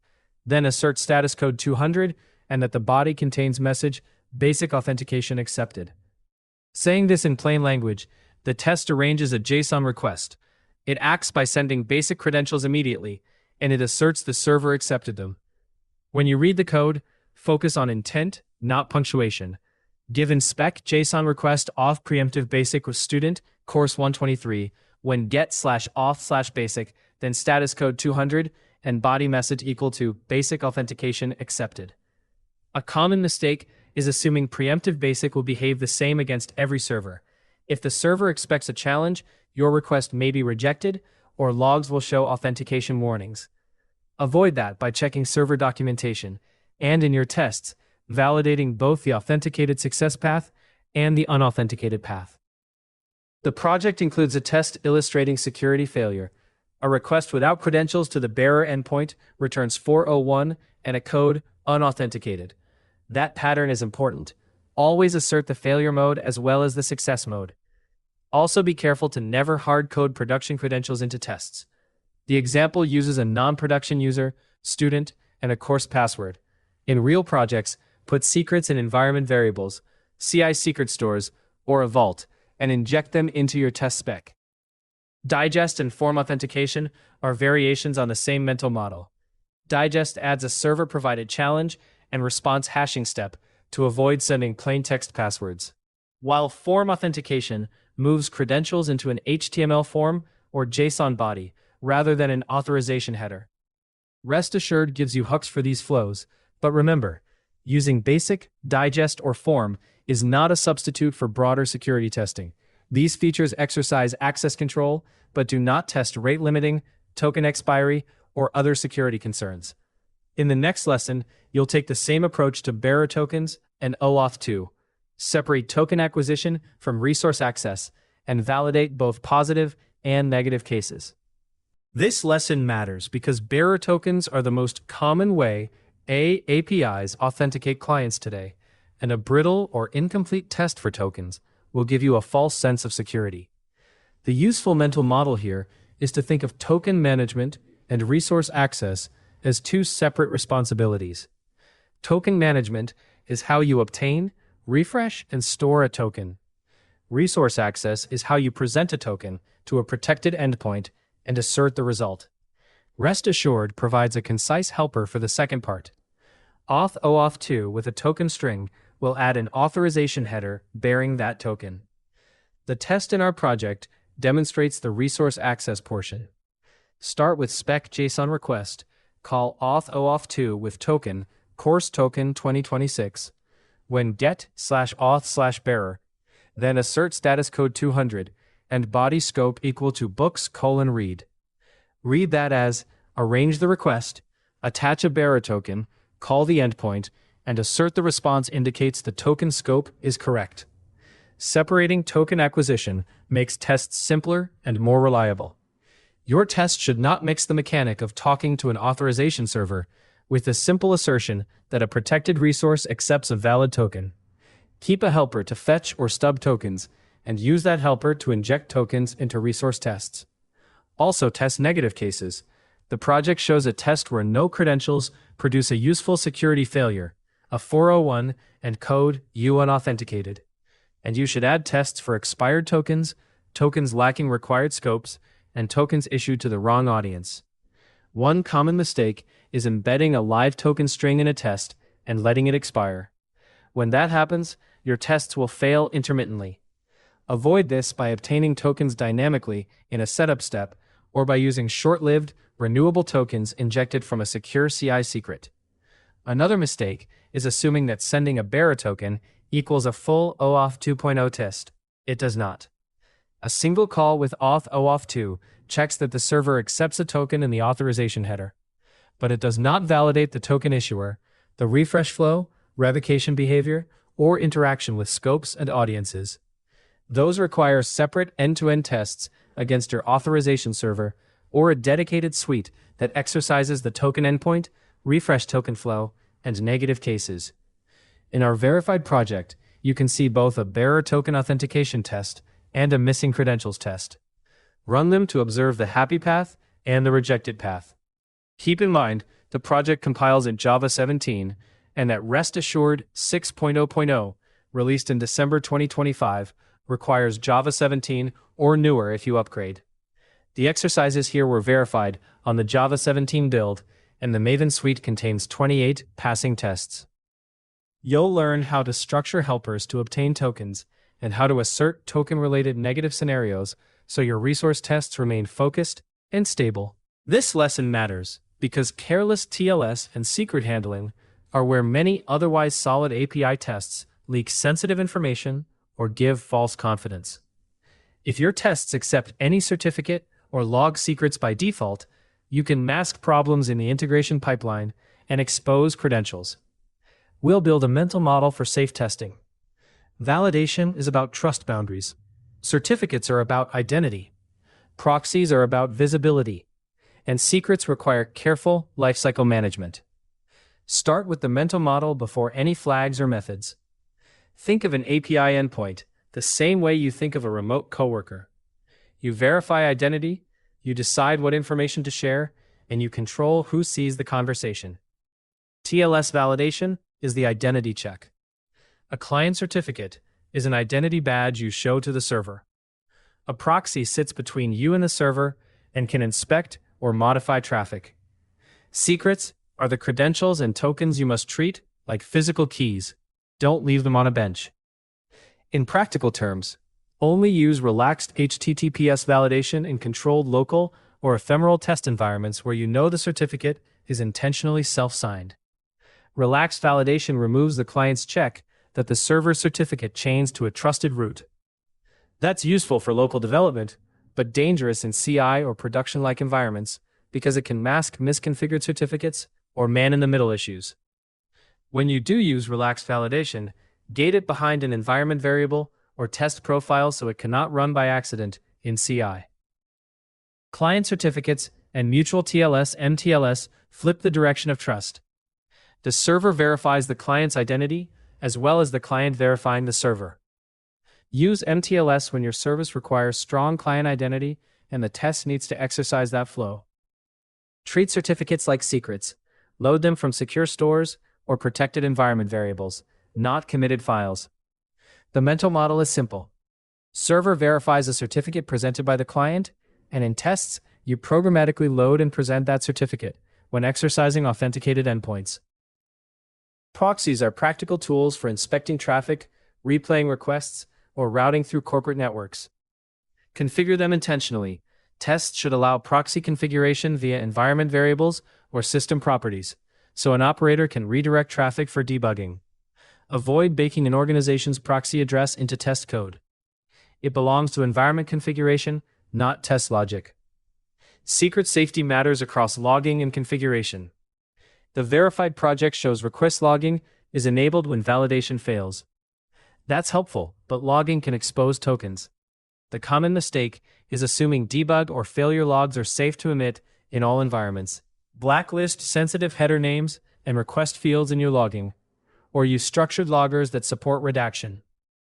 Also prefer secret stores or environment variables scoped to the test runner over checking keys into source control. One common mistake is enabling relaxed TLS globally in test setup and forgetting to restrict it. The fix is to scope relaxed validation to explicit, clearly named test profiles and assert that CI runs without that profile. Another mistake is over-relying on client certificates to prove all security. MTLS gives identity assurance, but it is not a full security test. It won't test for authorization logic or application layer vulnerabilities on its own. When a technique is not sufficient on its own, relaxed validation is only a short-term convenience. And client certificates alone do not validate authorization roles. Proxies are excellent for observation, but are not a substitute for proper security scanning or penetration testing. In the project, you'll see where to make these choices. We'll inspect the test-based setup, observe how logging is toggled, and then move on to designing repeatable request and response specifications that safely encapsulate these decisions. Next, we'll learn how to centralize sensible defaults without hiding what each test really asserts. This lesson matters because well-designed request and response specifications give tests a clear, consistent baseline while keeping each test's intent readable. If you repeat headers, timeouts, and content types in every test, maintenance explodes. If you hide everything behind a giant base class, individual tests become hard to reason about.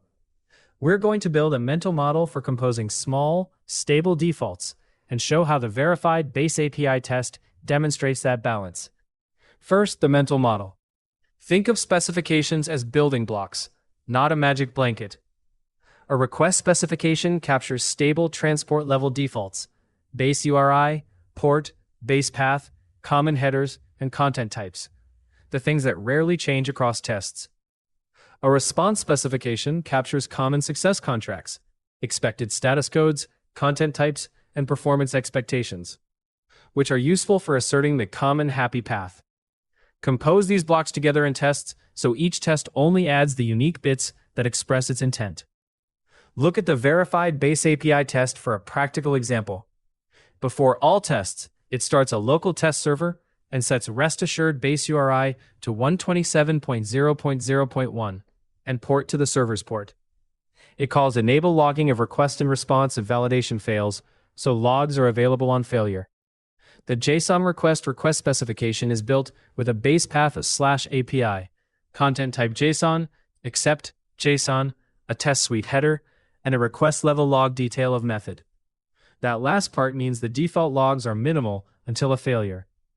The success response specification expects a 200 status, a JSON content type, and a response time less than 2,000 milliseconds. From this, you see two important patterns. First, centralized stable defaults, base URI, port, content types, and a non-sensitive identifying header belong in a shared request specification so you don't duplicate them. Second, do not hide important test intent. The builder logs only the HTTP method by default, which keeps tests readable and lets individual tests add more logging or headers if they need to assert specific behaviors. A common mistake is putting every possible header and assertion into a single global base class, so tests become fragile when a single change ripples everywhere. Avoid that by creating small, composable specs. A core JSON request for general API calls, plus additional specs you can compose for elevated roles, different services, or special response expectations. For example, compose an admin request on top of JSON request that adds admin tokens or a different base path rather than editing JSON requests directly. Remember that reusing expected success contracts requires care. Success response's 200 expectation is perfect for happy path tests, but you should not reuse it blindly where you expect 201 created, 204 no content, or particular error cases. The spec is a convenience, not a substitute for explicit assertions about the case under test. Also, avoid a single giant base class. The verified base API test is abstract and keeps a clear scope, start and stop of the server, default specs, and test data reset before each test. That's the right level. If you need role-specific setup, prefer separate helper classes or builder methods instead of putting every helper in this base. When a technique is not sufficient on its own, reusable specs don't replace explicit assertions for contract details that differ per endpoint, and they don't remove the need for negative tests or authorization checks. They simply reduce boilerplate for common behaviors. Next, we'll open the base API test, run the suite to see those specs in action, and then build a small composable spec for a different role so you can see how to apply these patterns in real tests. This lesson matters because when tests hit many APIs in a CI run, seeing which request triggered which failure is the difference between 10 minutes of debugging and 10 hours. A lightweight filter gives every request a stable, traceable marker, measures elapsed time, and centralizes minimal diagnostics so you can quickly locate slow endpoints or flaky status codes without scattering prints across individual tests. Before we look at syntax, form the mental model. A rest-assured filter lives on the request path between your test and the HTTP client. It receives a mutable request specification and can decide to inspect, augment, or log details. Then it calls context.next to hand the request onward. And finally, it inspects the returned response. The safest, most maintainable filters follow a simple contract. Add non-invasive metadata, time the call, and report diagnostics. They should avoid changing business inputs or assumptions that assertions rely on. Think of a filter as a monitoring wristband. It observes and annotates, but it should not alter the patient's diagnosis. Now to the verified implementation, you will find at src test java com course API support correlation ID filter.java. The class implements filter and overrides filter, which accepts three parameters: the request spec, the response spec, and a filter context. The code adds a header named xCorrelationID with a value built from the literal course plus a randomly generated UUID. That gives each request a unique, recognizable ID. It captures system nanotime before delegating with context.next, which actually performs the request and returns a response. After the call, it computes elapsed milliseconds by subtracting the start time and dividing by 1 million, then prints a human-readable line with the request method, the URI, the response status code, and the elapsed time. Finally, it returns the response unchanged. When describing code, read intent rather than punctuation. The header line intends to stamp a unique ID onto the outgoing request. The timing lines are there to surface latency in milliseconds. And the printf is a simple, console-first diagnostic that works in CI logs. Notice also that the filter returns the actual response unchanged, so tests receive the honest server reply. A common mistake is using filters to change request semantics. For example, altering request bodies, removing headers your tests assert, or changing status handling behavior. That breaks the mental contract and hides real bugs. To avoid this, restrict filters to non-functional additions like correlation IDs and diagnostics, and isolate any authentication or mocking behavior behind explicit test fixtures or different filter implementations, invoked deliberately. Filters are a useful tracing and reporting tool, but not sufficient on their own for full distributed tracing or security. If you need end-to-end traces across services, pair correlation IDs with server-side logging or an APM that records that same header. Likewise, a filter's printed log is not a substitute for proper security testing or secret management. In the next lesson, we will move from runtime telemetry to configuration. How to keep base URLs and credentials out of code, fail fast on missing configuration, and manage multiple environments safely so those correlation IDs and logs point at the right systems. This lesson matters because every automated test suite runs in multiple environments: a developer laptop, CI agents, feature environments, and sometimes staging. If configuration is embedded in code or flipped inconsistently, your tests will succeed in one place and fail in another, and you'll spend time chasing environment drift rather than actual bugs. Start with the mental model. Configuration is the external, mutable input to your tests. Base URLs, credentials, feature flags, timeouts, and the test code is the fixed logic that consumes those inputs. Treat configuration as data that should be supplied from the outside, validated at startup, and injected into tests. The benefits are clear. You can run the exact same tests against multiple targets, secrets are separated from source control, and environment-specific behavior is visible at a glance.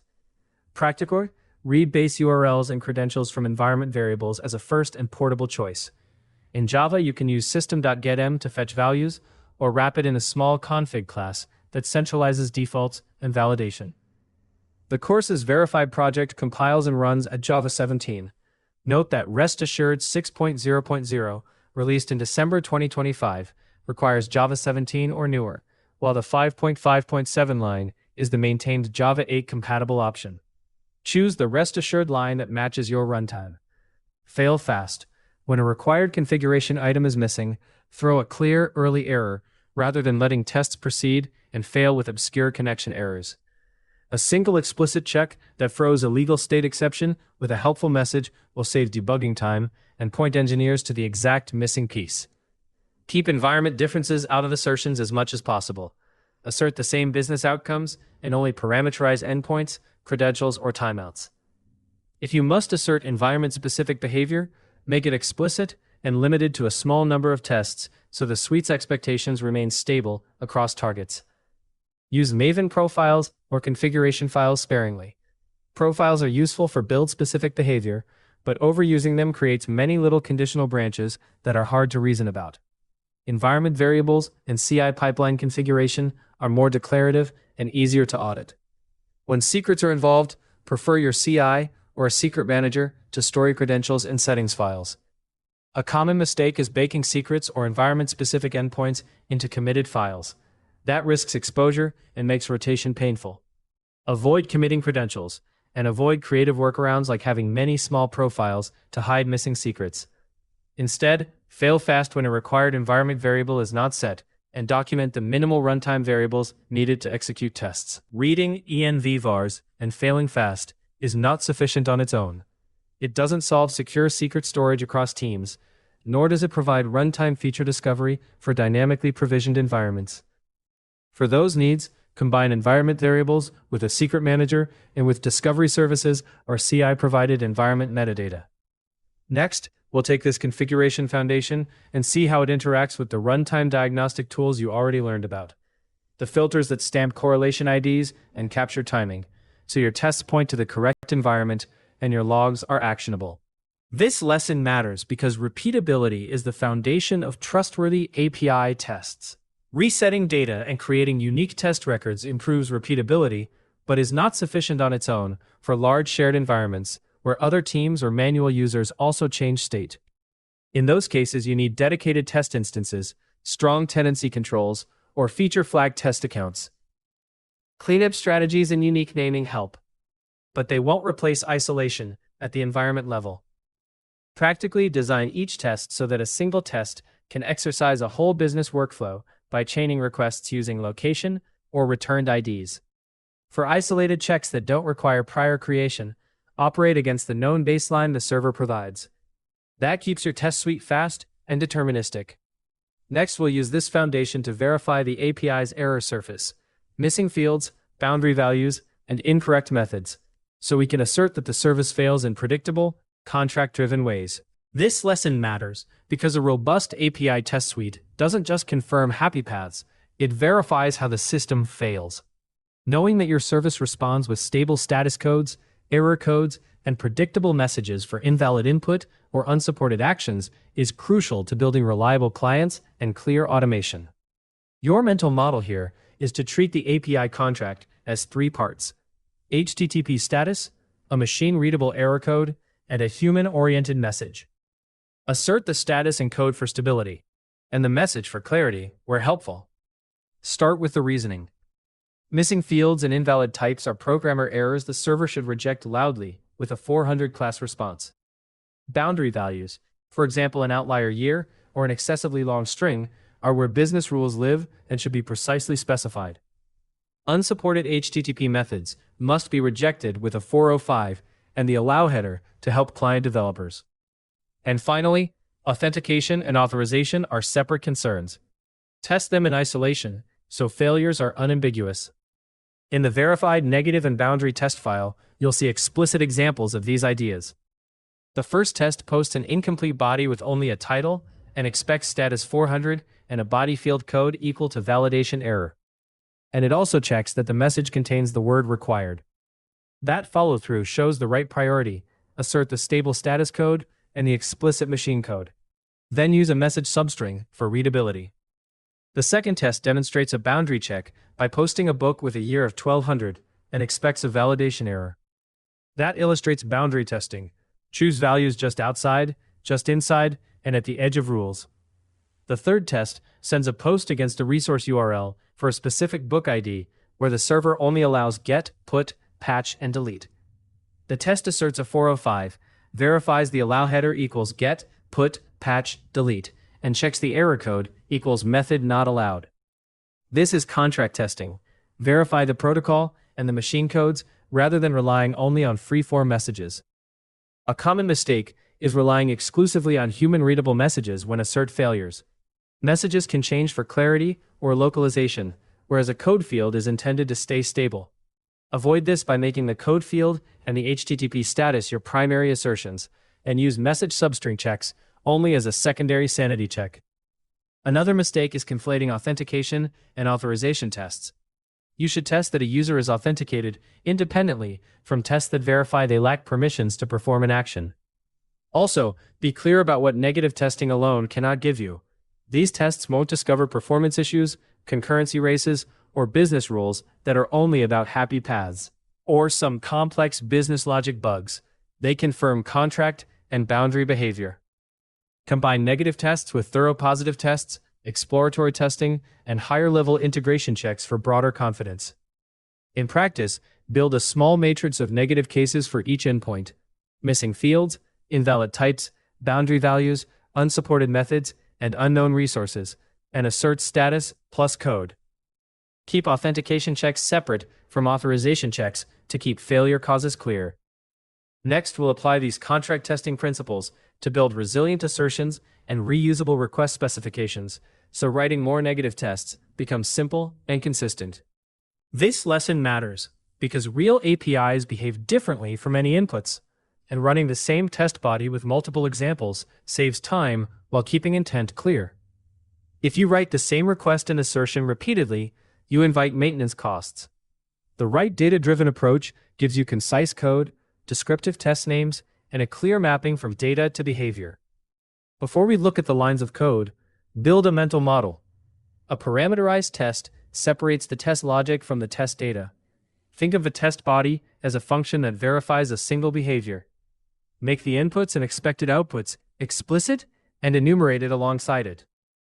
That way, each row of data is a named example of the business rule, not an opaque key in a spreadsheet. The verified project contains a simple, practical example. The class extends base API test, which gives a configured JSON request specification. The first parameterized test uses JUnit's parameterized test with CSV source. CSV source supplies rows with 2 columns, an identifier, and the expected title. The method signature accepts an int ID and a string expected title. Conceptually, the framework invokes the same request and asserts that the title field matches the expected value for each row. When you read the CSV source, you can see the business examples in line. Book ID 1 should be clean code, ID 2 should be effective Java, and so on. Pronounce symbols naturally. CSV source lists comma-separated pairs. The test method maps those columns into method parameters by position. The second example uses value source to exercise a single integer parameter across multiple values. Here the intent is different. These are negative or unknown identifiers that should trigger the same error contract. The test body asserts status code 404 and that the error code equals book not found. Value source is ideal when you need to assert identical behavior for multiple scalar inputs. When do you choose method source or external data? Use method source when your examples require programmatic construction, complex objects, or when you want to reuse data generators across test methods. Move to external files, CSV, JSON, or a test data service, when the dataset is large, maintained by a business user, or too verbose to keep in the test source. But be careful. External data should not hide distinct business scenarios. Do not pack unrelated rules into one unreadable table. If a row represents a different contract, it belongs in a separate test with a descriptive name. If you use TestNG instead of JUnit, the equivalent feature is a data provider. It serves the same role: separate data from logic and feed multiple cases into one test method. The mental model and best practices are identical. Keep rows readable, name examples, and ensure each parameterized test covers a single behavioral contract. One common mistake is cramming many different behaviors into a single data table to reduce the number of test methods. Avoid that by grouping only the truly identical expectations into one parameterized test. Extract other scenarios into their own tests with clear names. Another pitfall is relying on positional parameters without documenting the column order. Prefer descriptive variable names and, when helpful, comments beside CSV rows. Parameterized tests are not a substitute for full end-to-end scenarios or for tests that need complex setup per case. They are intended to make example coverage efficient and maintainable. In the next lesson, we'll take performance and reliability concerns into account, enabling parallel tests, managing retries, and controlling flakiness so that your data-driven suites stay fast and deterministic. This lesson matters because test suites need to run fast and reliably in CI. Parallelism reduces wall time, and retries can mask transient failures. But both tools are dangerous unless used deliberately. Build a mental model first. Tests are code that run concurrently, when you enable parallel execution. Static configuration and mutable shared state are globally visible, and therefore shared between threads. Treat a static field as a single object, accessible from every running test thread. If that object is mutable and not synchronized, two tests can interfere with each other, and you will see non-deterministic failures. Look at the project's Maven settings in the verified POM. It sets the compiler release to Java 17 and binds Rest Assured 6.0.0 in the properties. It also configures the Surefire plugin and sets the system property for JUnit Jupyter's parallel execution to false by default. That configuration is a deliberate safety. Parallel execution is disabled until you explicitly choose to enable it and design tests for thread safety. Rest Assured itself exposes static configuration points, such as restassured.baseURI and shared request specifications. If you configure those static objects and then mutate them at runtime, you create a thread safety risk. Before you enable parallel execution, isolate test data and make configuration immutable. Use immutable request specifications or create fresh specifications per test. Where shared state is unavoidable, prefer thread local wrappers or immutable snapshots. For example, do not mutate a shared request specification mid-run. Instead, build from a base and apply per-test override so each test gets its own object. Retries belong to a different mental model. They are a remediation for transient infrastructure errors, like a brief DNS blip, a database connection spike, or a flaky test that interacts with an external third-party service. Configure retries only for known transient failure modes and with conservative limits, so you don't hide real application defects. A retry that silently passes a consistently failing assertion masks a bug. Track flaky tests via metadata, dashboards, or annotations, so you can prioritize fixing them rather than permanently masking them with retries. A common mistake is turning on parallel execution in CI without ensuring test data isolation. The result is sporadic failures that look like environment flakiness, but are actually race conditions in your tests. Avoid this by running subsets of tests in parallel locally first, ensuring all shared resources are stably isolated, and using the project's existing default of parallel disabled as a safety gate. Also be explicit about what these techniques are not sufficient for. They are not a replacement for deterministic test design, nor do retries replace root cause debugging. Parallelism does not automatically make tests faster if the bottleneck is a shared external service. In that case, you may need service virtualization or local test doubles. In the next lesson, we'll practically apply these guidelines. You'll enable controlled parallel runs in the Maven suite, diagnose any thread safety issues that appear, and apply targeted retries only where infrastructure instability is documented. This lesson matters because in any real-world project, the first set of passing API tests becomes unmaintainable fast unless you organize responsibilities up front. You want your tests to read like business scenarios, not like HTTP call logs, and you want a single change to the authentication or transport layer to cascade in one place instead of across dozens of tests. The mental model you need is a layered one. Imagine a stack where the bottom layer is the transport client that knows how to send and receive HTTP. Above it are domain models that represent your API objects. Then test data builders, assertion helpers that encode business expectations, and finally scenario tests that stitch these pieces together at the business level. Each layer has a single responsibility and talks only to the layer below it. Prefer composition, so tests assemble helpers rather than inherit long chains of behavior. In this project, you'll see that separation in the test sources under src test Java COM course API. The model package contains a book class that represents the API domain object.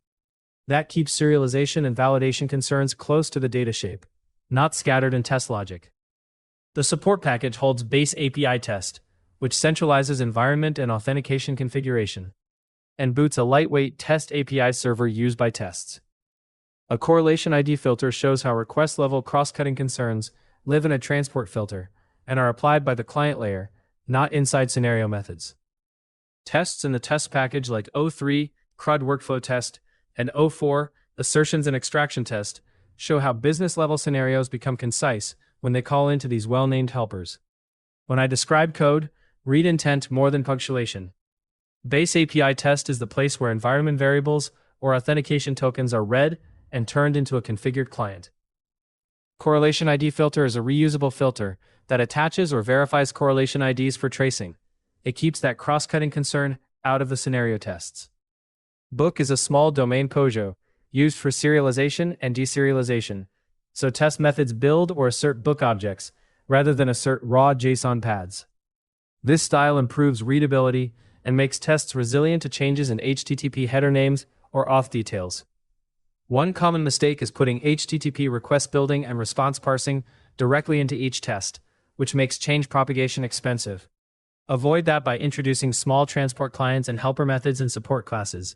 Keep those helpers focused and compose them in the scenario tests, instead of relying on inheritance hierarchies. Speaking of inheritance, another frequent pitfall is deep test class inheritance that hides where behavior is coming from. Have tests hold references to a client and assertion helpers rather than extending a chain of base classes. This layering approach is very helpful, but it is not sufficient on its own to guarantee good tests. Clear layering does not replace thorough assertions, test data management, or running tests in a repeatable environment. You still need stable test data and a CI pipeline that runs the suite consistently. And you still need to handle secrets appropriately outside of a simple configuration file. When you can read a test like a business sentence, and you can change authentication in one file, you're ready to make that automation repeatable. Next, we'll take the framework you just structured and learn how to run it reliably in Maven and GitHub Actions, and how to capture reports so failures remain diagnosable. This lesson matters because repeatability and clear failure diagnostics separate one-person hacks from a production-ready test suite. You must be able to run the same command locally as your CI. And when things fail, you must have artifacts to inspect. The mental model here is straightforward. Treat your test suite as a reproducible build step driven by Maven. Capture the standard surefire artifacts that record test results, and configure CI to run the same command across the JDKs your platform supports. Those artifacts are what humans open when something flakes or fails. In this repository, the GitHub Actions workflow file .github workflows API test.yml encodes that mental model. The job matrix runs on Java 17 and Java 21, so we validate compatibility across two current runtimes. The workflow uses Actions setup Java at version 4, choosing the Tamarin distribution and enabling Maven caching. The deterministic Maven command is explicitly MVN with batch mode and no transfer progress, followed by clean test. Running clean test in batch mode gives consistent output and avoids interactive prompts.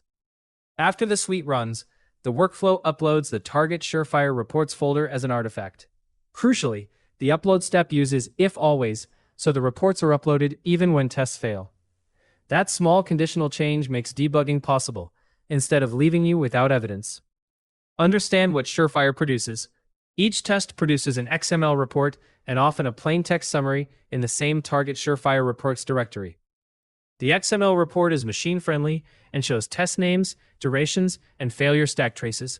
The text report is quick for a human to skim. When you inspect the artifact in GitHub Actions, you'll typically look for the failing test's XML to read the stack trace and the exact assertion message.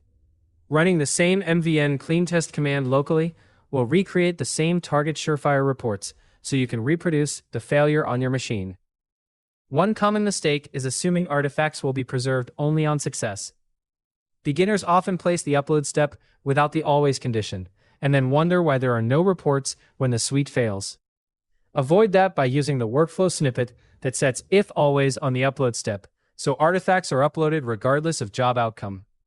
Another mistake is testing on only a single Java version, which hides runtime incompatibilities. The matrix here runs 17 and 21 to catch those issues early. This CI setup is powerful, but not sufficient on its own. Uploading surefire reports doesn't fix flaky tests. It only gives you evidence. You still need strategies for flaky test detection, retries where appropriate, and possibly test isolation. Artifact upload to GitHub Actions is convenient for short-term debugging, but is not a long-term archival solution for historical trend analysis. Once your workflow produces deterministic artifacts and runs on the Java versions you care about, you can iterate on flakiness and retention strategies. Next, we'll look at ways to surface those reports in dashboards and how to evolve test maintenance practices as the suite grows.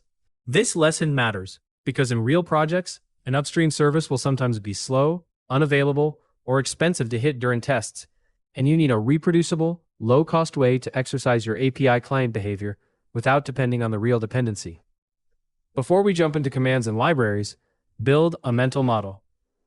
Think of service virtualization as standing up a controlled double for a remote service. The double behaves like the real thing for the calls you care about, but you control responses, latencies, faults, and state, so your tests can be deterministic and fast. That mental model helps you pick the right tool. A lightweight local HTTP server is perfect for deterministic functional tests. WireMock is useful when you need rich request matching and scenario-driven state, and Docker Compose is the glue when you need real dependencies like databases or message brokers in a reproducible environment, while keeping test code environment agnostic. In this project, the course provides a small HTTP server implemented in Test API Server. Start with its intent rather than its syntax. The server creates an HTTP listener on the loopback address and chooses an available port, exposes a health endpoint, and a suite of API routes to simulate real behavior. It returns deterministic JSON for listing books, creates and updates books, sets e-tag headers for a book resource, supports basic and bearer authentication routes, manipulates cookies, and even exposes a slow endpoint you can use to test timeouts. Conceptually, you can treat this class as a reliable in-process stub you start before tests and stop afterward. The test code uses the server's port method to target requests to the double, rather than hard-coded hosts. That dynamic port pattern avoids the common pitfall of environment-specific ports and makes the tests portable. When do you reach for WireMock instead? Keep the model clear. WireMock is a standalone HTTP mock server with powerful request matching, scenario state transitions, and fault injection. If your tests require sophisticated matching patterns, conditional behavior across multiple requests, or explicit simulation of transient faults like connection resets, WireMock gives you higher fidelity than a hand-rolled stub. But WireMock is not magic. If you only need deterministic control over a small set of endpoints, the lightweight Test API server is easier to reason about and faster to run. A very common mistake is hard-coding the stub host and port inside tests. That ties your tests to a specific environment and makes test parallelism brittle. Avoid it by using dynamic ports returned by your local server or by injecting configuration through environment variables or system properties. Also avoid using a single stub to try to replicate every production behavior. But it is not a substitute for running against real services or for performance testing. Docker Compose fits here when your tests depend on external components. The right mental model is keep tests environment agnostic by allowing dependencies to be started and stopped by Compose scripts, and have the tests read connection details from environment variables. Compose creates reproducible dependency topology without baking infrastructure details into tests. But remember, Dockerized dependencies are not a replacement for higher-level contract testing or load testing tools. Next, we will move from running doubles locally to thinking about how to ensure your API's contract is correct across teams, OpenAPI, and consumer-driven contracts, and where automated checks belong in your pipeline. This lesson matters because a robust test strategy needs clear boundaries. Different tools are better suited to functional checks, contract verification, load testing, and security assessment, and confusing those roles leads to blind spots.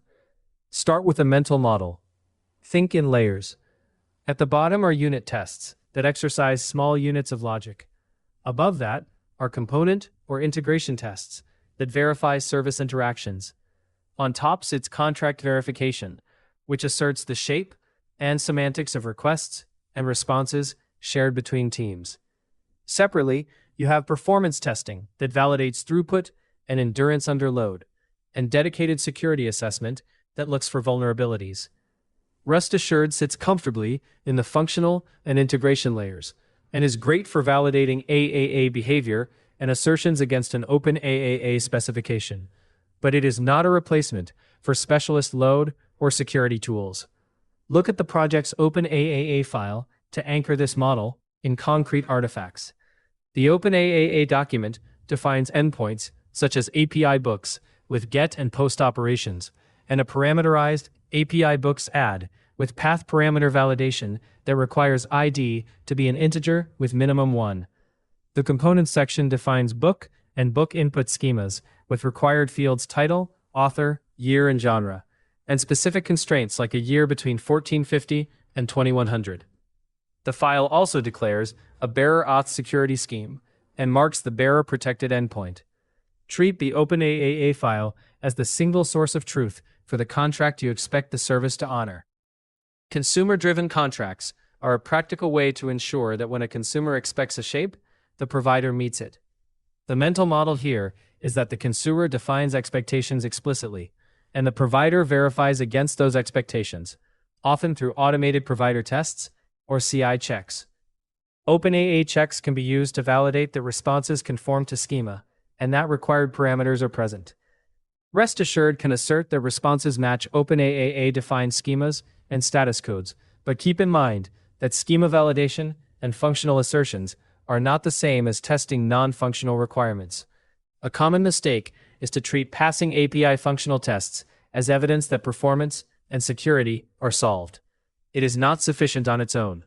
For load and endurance, you should use specialist tools such as K6, Gatling, or JMeter, which are specifically designed to produce high connection counts, realistic traffic patterns, and reliable measurements. For security, use dedicated scanners and expert review. Automated checks catch many issues, but a full security assessment requires tools and human expertise.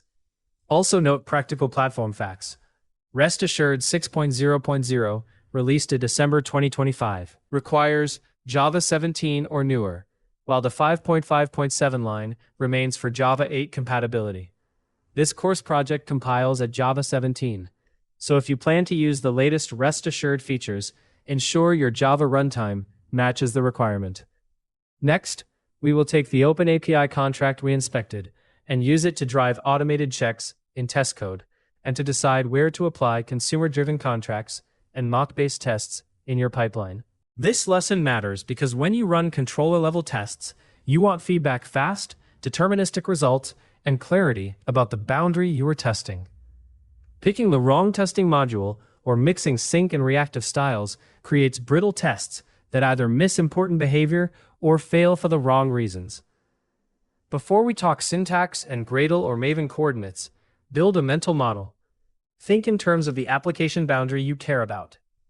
If you want to test a controller in isolation, the HTTP routes, request mapping, validation logic, status codes, and controller-level filters, you can often avoid starting a server. That gives you lower flakiness and much faster feedback. Rest Assured provides modules that integrate with Spring testing tools to run controller-level tests without a live server.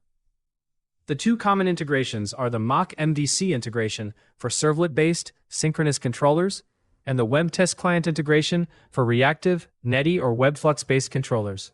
They are not interchangeable. They reflect different runtime models. Imagine your controller as a function that receives a request and produces a response. MockMvc simulates the servlet container request pipeline. It exercises Spring MVC mappings, controller advice, and filters that are wired into the dispatcher servlet. WebTestClient targets Webflux endpoints and exercises the reactive pipeline where handlers can return mono or flux. If your codebase uses annotations and classes from Spring WebMVC and standard servlets, MockMvc preserves the semantics you care about.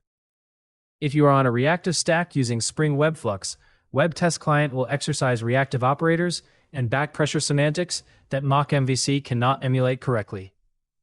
Kotlin extension functions are a practical addition if your project uses Kotlin tests. They let you write expressive, compact DSLs that wrap the underlying Java calls. Rather than calling a long fluent chain, a Kotlin extension can read like a sentence and improve readability, while delegating to Rest Assured and the underlying Spring test harness. The mental model here is, extensions are thin adapters for ergonomics, not extra testing logic. They make assertions and setup easier to read, but they don't change what is being exercised. A common mistake is choosing MockMvc because it is familiar while your controllers are reactive. That typically produces misleading success where reactive operators, schedulers, or backpressure issues are invisible. Avoid it by matching the test hardest to the runtime. If controllers return reactive types, run WebTestClient. If they are synchronous, run MockMvc. Also avoid starting a full embedded server just to get coverage at the controller level. That adds flakiness and slows local development without adding value for controller-only assertions. When controller-level testing is not sufficient. Controller tests do not validate the true network stack, deployment-specific filters, or integrations with external services. They are not a substitute for end-to-end integration tests that run against a real server and real data, or for contract verification across teams.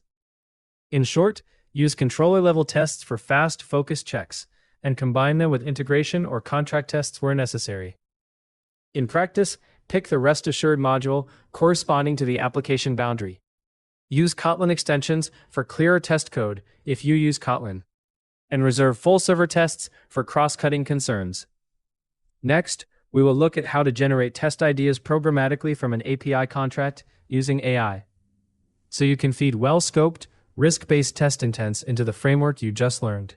This lesson matters because a well-bounded OpenAPI specification contains a lot of testable surface area, and generating candidate test ideas quickly helps you focus automation and manual review effort on the riskiest behaviors. The mental model I want you to hold is simple.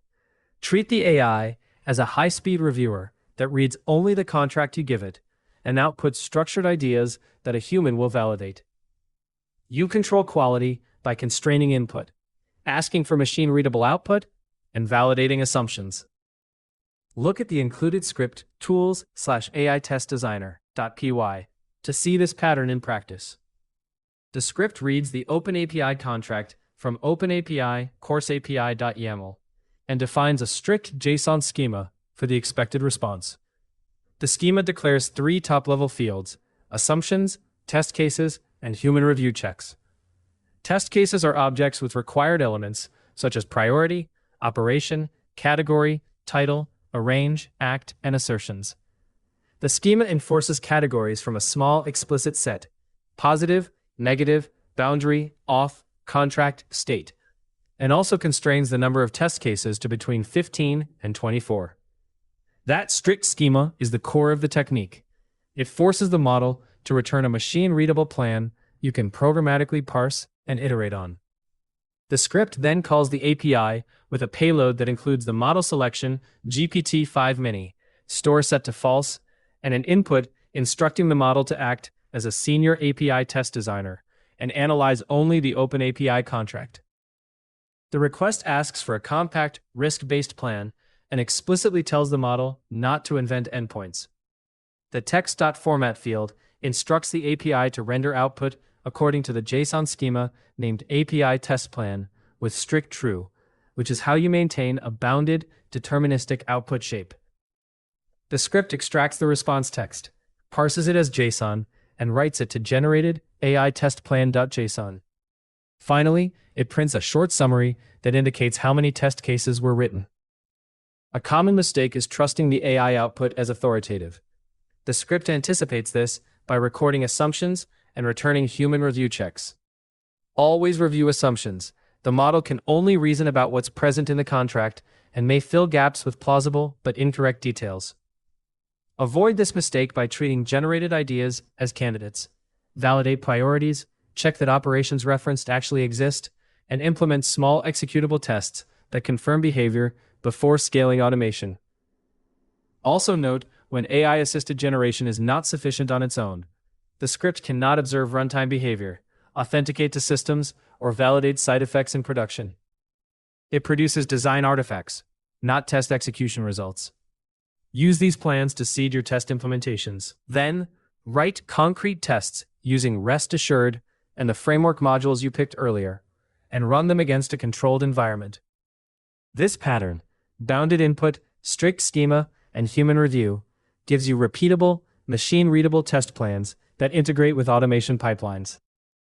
Next, we will implement some of those AI-generated test cases in REST assured and wire them into the framework you learned in the previous lesson. This lesson matters because well-designed tests and useful failure reports are the difference between a fast, stable release and a cycle of guesswork and rework. When you use AI to help with test data, test design review, or failure triage, the right mental model is that AI is a deterministic helper when you give it deterministic inputs, but it is not the decision maker. Start by thinking in constraints. The OpenAPI contract is the ground truth for valid and invalid inputs. The API endpoints are the locus of behavior. And your test harness needs to preserve reproducibility, so failures can be investigated reliably. Before you reach for syntax or a generator, picture a simple pipeline. First, extract the contract facts you care about. For the course lab, the OpenAPI/course-api.yaml is the authoritative file. It lists endpoints such as get and post on /API/books, a book input schema with required fields title, author, year, and genre, and numeric constraints like year with a minimum of 1450 and a maximum of 2100. That contract tells you what edge conditions to try.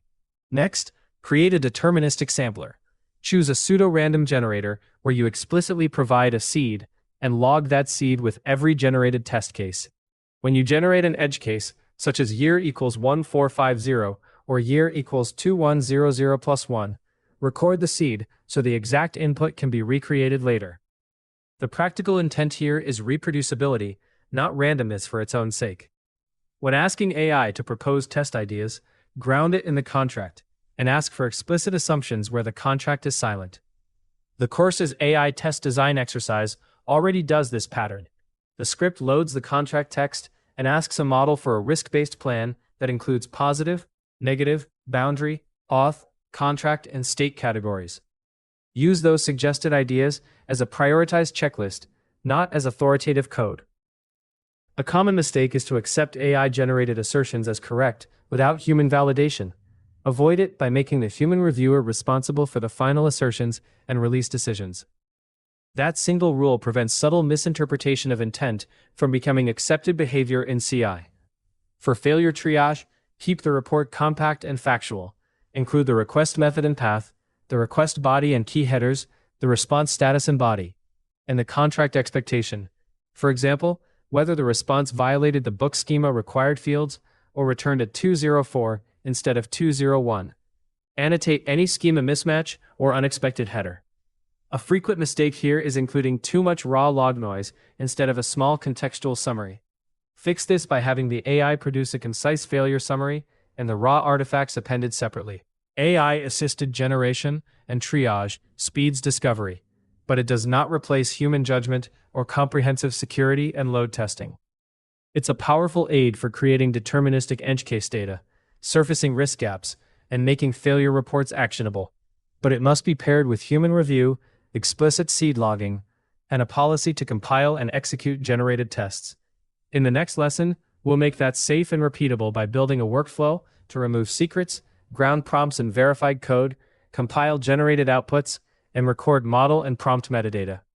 This lesson matters because without a safety-first workflow, you can accidentally expose secrets, accept incorrect test code, or lose the audit trail necessary for accountability. The mental model I want you to hold is that the AI is a stateless assistant. It produces outputs from context you supply. So your job is to control the context, validate the output, and record the audit trail. Look at the provided script tools/AI_test_designer.py to see a concrete starting point. The script reads the contract file from OpenAPI/course-api.yaml into a variable named contract. It then defines a JSON schema for the expected response format, assumptions, an array of test cases with required fields such as priority, operation, category, title, arrange, act, and assertions, plus human review checks. The script calls request_JSON with a payload that names the model GPT-5-mini and includes the contract text in the input prompt. The design here shows three important ideas: ground prompts and authoritative artifacts, validate the structure of the model's output, and persist the output to a generated file. From that script come four safety rules. First, remove secrets and personal data before sending any context to a model. The script reads a local contract file. Ensure that file never contains API keys, tokens, or PII. A common mistake is assuming a file is safe. Scan and redact or replace any credential-like strings before including them in the prompt.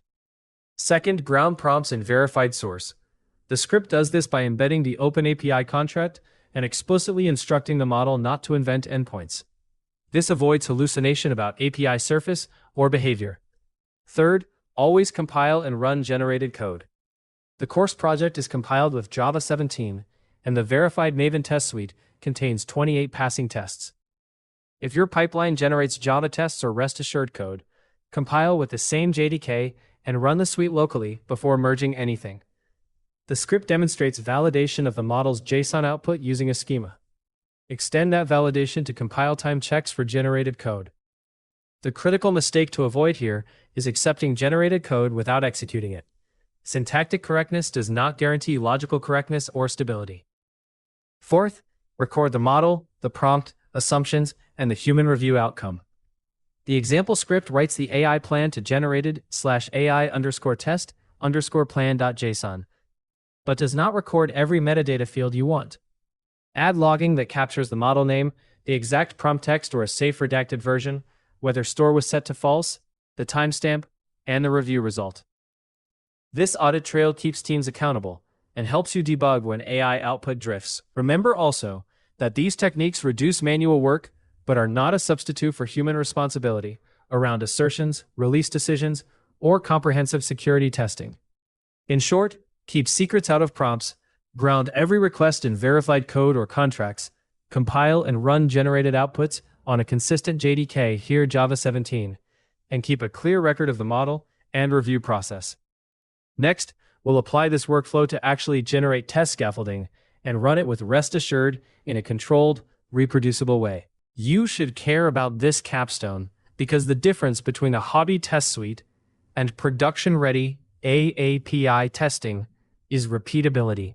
Run the checks, inspect the reports, and be able to explain why each test exists. In this final lab, we will run all 28 checks included in the verified project, extend the Books API with one new endpoint, and both positive and negative coverage, refactor repeated setup into a focused client or request specification, and prepare a compact framework checklist you can use in interviews or reviews. Start with the mental model. Think of a test suite as an executable specification of behavior. Each automated check documents an expected outcome, and together they form a living contract against the local Books API that runs inside the suite.